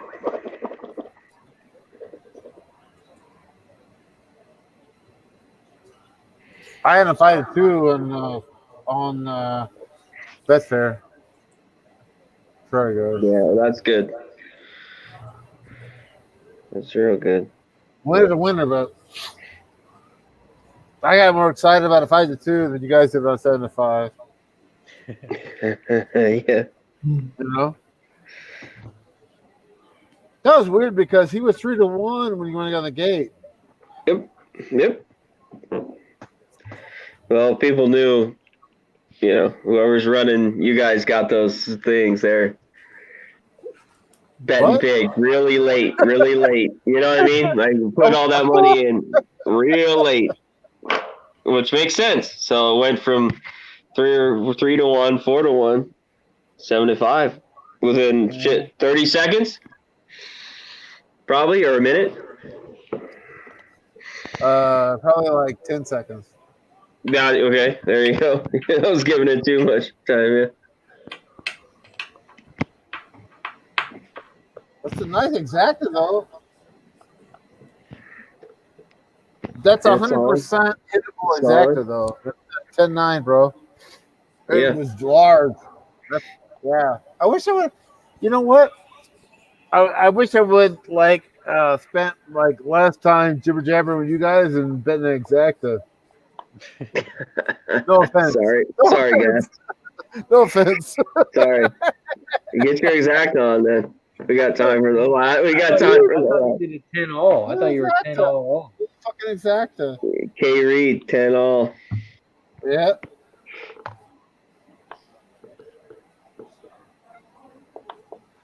Yeah. Exactly. Fucking 18 to 1. Yeah, 18 to 1.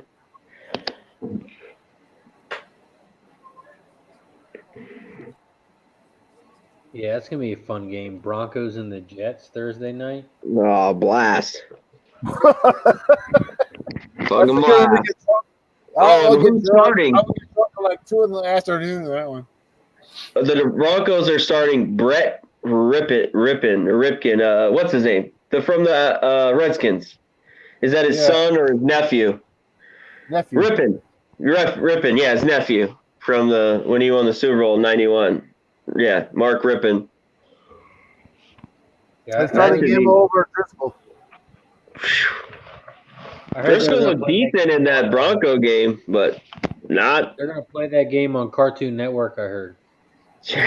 They should. I ain't gonna touch that shit. Damn. So let me ask you a question there, Razor. What do you think about Adam Gase? About who? Adam Gase. His eyeballs are nuts. I mean, I don't really know too much about him. Really? I don't know. Well, I think he's garbage. He needs to be canned right away. Are you big on him, Gas? No. I just thought I'm trying to look for any positives on the home team. I'm already trying to look at positives on the Jets. I took them twice. So I really want to bet the Jets. I just I'm trying to search out any kind of positives because the Broncos are dog shit, right? Total fucking dog shit. Right now they are. I mean, and so are the Jets. The franchise they're not so bad, but I mean, going in this game is really rough for them. Bad. Really bad.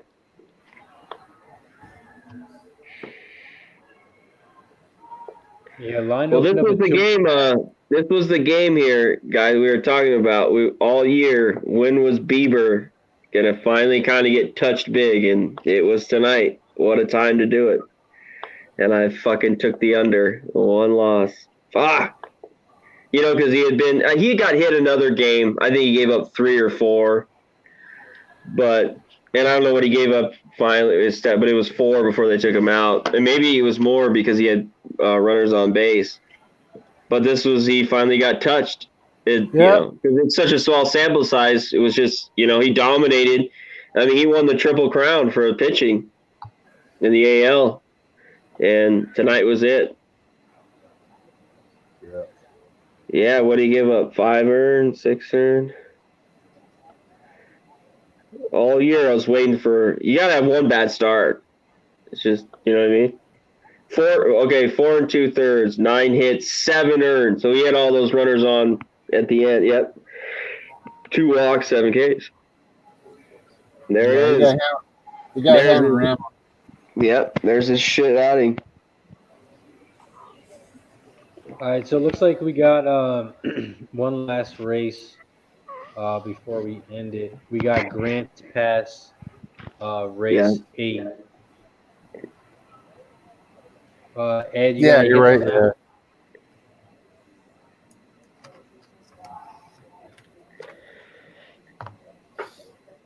Ed, do you got any hits on Grants Pass race 8? I like the 4. Like the short. Little bit of the 2.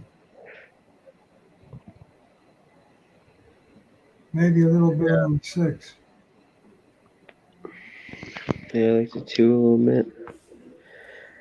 Yeah, I like the 2, 4. Yeah. You like the 2 and the 4. Yeah. Okay. Uh-huh.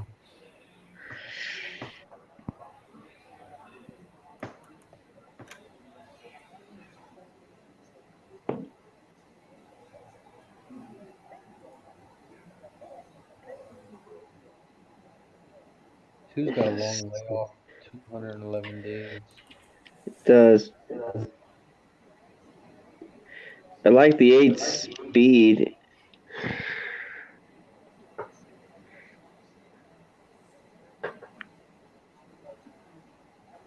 To the 8 speed? Yeah.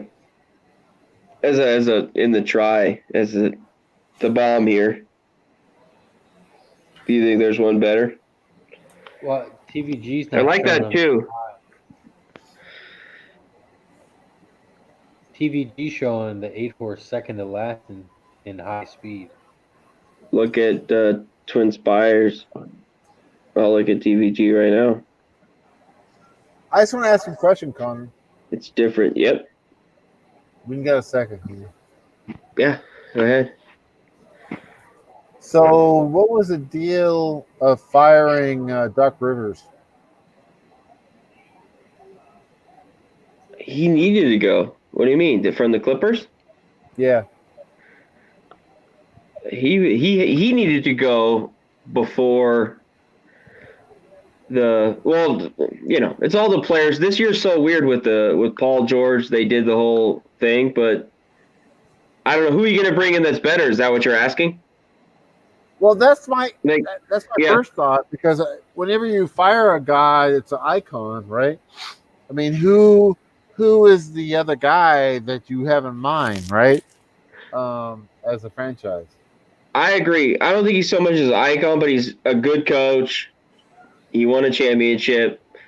But yeah, who do you get that's better than him? But obviously there was some disconnect with some of the players, and maybe it was just because of the bubble, because they were so good in the regular season that I heard, like Paul George was complaining that, how tough it was not seeing your family, being isolated, sitting in a hotel room, all day, you just go to practice.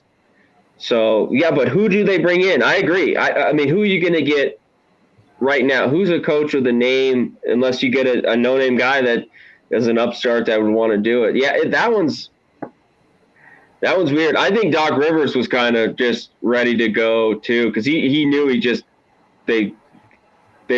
folded. That's a bad fold. The 3, you know what I mean? those are bad losses in the Nuggets, and the Nuggets are good. All year, and they performed how I thought they would, and everyone ragged. They came back because I was like, they're better than the Jazz. I thought they were better. Everyone's like, no. All year, I thought they were way better. And even the Clippers, I thought they'd fight them good. I didn't know they win it, but they did. But I don't know. Yeah, who you bring in? I don't know who you bring in. That's better. That those players like Kawhi, Paul George, even the veterans, Beverly, all those guys, who is a coach they're going to respect? Because that's always like LeBron is. He says like, LeBron doesn't like the coach because he's the head coach. Like, he ain't going to listen to him. He's just going to run the team. You know what I mean? So I don't know who you bring in that's better. You know what I mean? What do you think? I think that the players at this point, in 2020, have the say that they're gonna like hire or put the head coach, that they want in front of them. We've seen that a little bit with LeBron, and I feel like LeBron like handpicked Vogel, to be the head coach there. Yeah, I think he did too. That like Kawhi, maybe. I mean, I'm reading the tea leaves here. Didn't really was down with Doc, I don't think so either. I don't think they got. He was with Popovich. It's weird when a guy's with somebody. Yeah, and then he was with Toronto. They won, so that was nothing. But he wants to be with. I think the vibes are off, and everything seemed weird that they just. Did you watch you guys watched the last two games? They didn't seem in sync. Like not like listening to Doc, but it was kind of just like fuck off. Like we're fuck. It was just like we're not playing good ball right now. Paul George, they were all just like, yeah. Doc Rivers coaching wasn't his pep talks weren't gonna help. You know what I mean? Like his get up and go speeches were not going anywhere. I also think that and this will be 100% not politically correct. I think that Doc Rivers, his kind of meltdown on the BLM movement. Yeah. Yeah. And the Bucks too. I think it like detracted from their basketball. Yeah, I mean, it's all up. Yeah, I mean, he took a stage. I don't blame him, but it's I don't know. I just don't know who they bring in now. I don't know what. I don't know if it matters to it. It matters enough because these players do what the F they want, but they're gonna have to make a bunch of big decisions with Lou Williams and Beverly coming up. Some of these guys. So, but they gave everything up for Paul George. They are fucked. They gave all those draft picks for years. I mean, they put everything into him that Kawhi Leonard said, give me this guy and I'll do it. And it didn't happen. So they're stuck. So it's going to be hard. They just need to sign, minimum salary guys to play for him. We'll see. What a collapse. What everyone wanted, the Lakers, Clippers, and it just fizzed out. It was wild. It was. I agree. Yeah, it's wild. I mean, I don't know what their end game is. To be honest, I don't know what their end game is. I never knew it was. Yeah, because you know what they did, guys? They literally tore the whole team apart with Doc, when he had Chris Paul, Blake Griffin. So they literally stood by his side when he did all that, tore the team apart, got picked, got all that, then they got quiet, you know what I mean? And then got all this. So I think that's why they were like, I think at this point it was just mutual. We're done. You know what I mean? And Doc will get a job somewhere. He's a great basketball mind. He knows, but yeah, the Clippers are I think they're screwed. They got the talent though. So, but with Paul George, I never thought Paul George. I always thought he is a great 2 guy, but to give up that much for him was wild, don't you think? I just thought that was just, he was on USA Basketball. He was very good with the Pacers. He was their number 1 guy, but they didn't win anything. I mean, he wasn't going to do anything with him. And he's a good player. I like Paul George, but he's just Paul George to me. He's just very decent. And these days, as he gets older a little bit, he's just not the same as he was 5, 6, 7 years ago. When he was balling out. George Paul. Yeah, George Paul. You know that guy, George Paul. Kills it. So Grants Pass, we have less than a minute. Yep. Which race? What did you have on this one? Grants Pass, race 8. Race 7? I'm all over the 6. All right, I'll go 1, 2, 4. You were on the 6? On the 6, race 7. Race 8. Race 8. You were on 2, 4. I'm on 2. Yeah, 2, 4. There you go. Perfect. Okay. 1, 2. I'll throw in the 8. Try.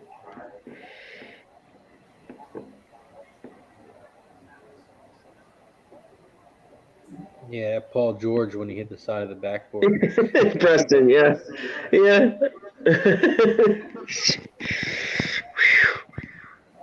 Yeah, Brett, the Jets should be in the CFL, man. Damn. Can't bet on them. Wow. So, Connor, do you have a kegerator, or you just pour your beer in a glass?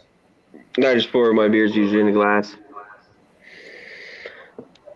All right, they're off. No, I don't have a kegerator yet. I've only bought those mini kegs, like Heineken kegs in the store, some shit like that. Yeah. I do got a tap and everything. If I want to buy a keg, I go buy. I do got that. I've had that for years. I've had a couple of them. Buy a big one down at Lee's Discount Liquor, gas nose. Put the tap on.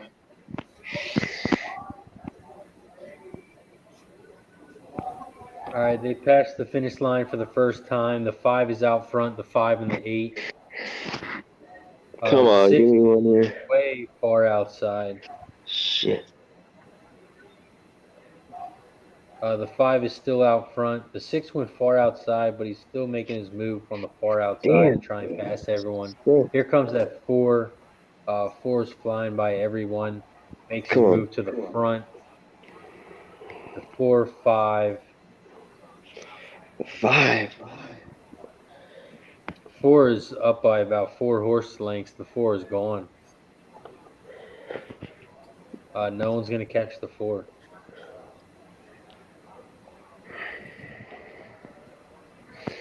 Here comes the 2 late, but the 2's not going to get up. It's going to be a 4-5-2 final.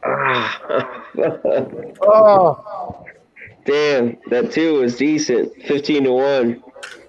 The 5 was 10-1. I left him out. Damn! I had one exacta before the game on. I got fucked. Oh.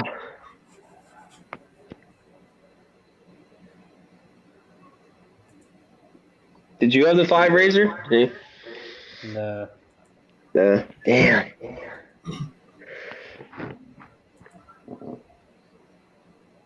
Oh, I'll get.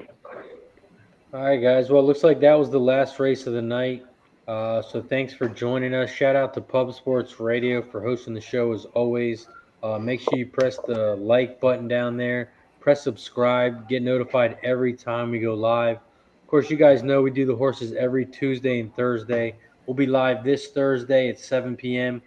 We have a lot more races going on, so it'll be a lot more pace, a lot more winning as well.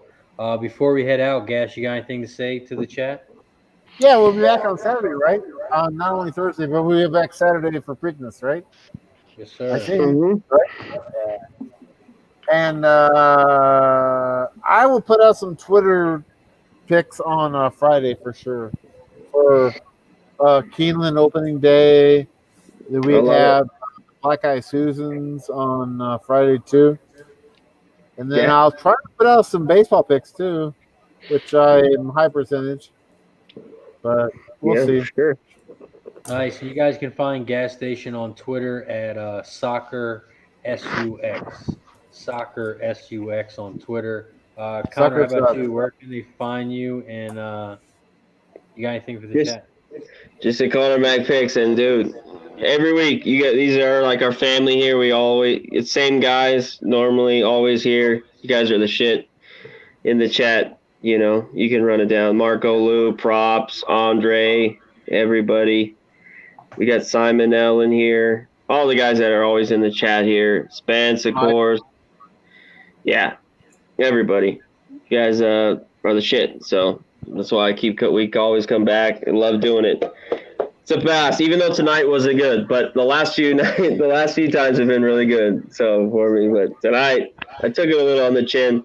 Baseball was decent today, though. 3-1, so I'll take it. All right. I'll take the day. Nice, Connor. Ed, you got anything for the chat before we head out? No, I just the more tracks we have, the more we hit. Yeah. So Thursday we have a bunch of races, and then Friday, Saturday as well. So make sure you check us out, Pub Sports Radio. Press that subscribe button, and shout out to everyone in the chat tonight. Props Profit, Tazo6, Melissa was here, Fat Wally, appreciate you. Marco Lou, Golf Today, Connor, Gas, Ed, I appreciate you guys. Tom and Tom was here earlier. Shout out to our special guest, Cardinals, baby. Mark I Arthur. know. You might be thinking, Gas. Like, I want to take them because not that I hate the Padres, but Cardinals, Shout out to Spence. Angry Mike was in the house earlier. So for everyone at Pub Sports Radio, for Gas, for Connor, for Ed, I'm RazorSharpPicks.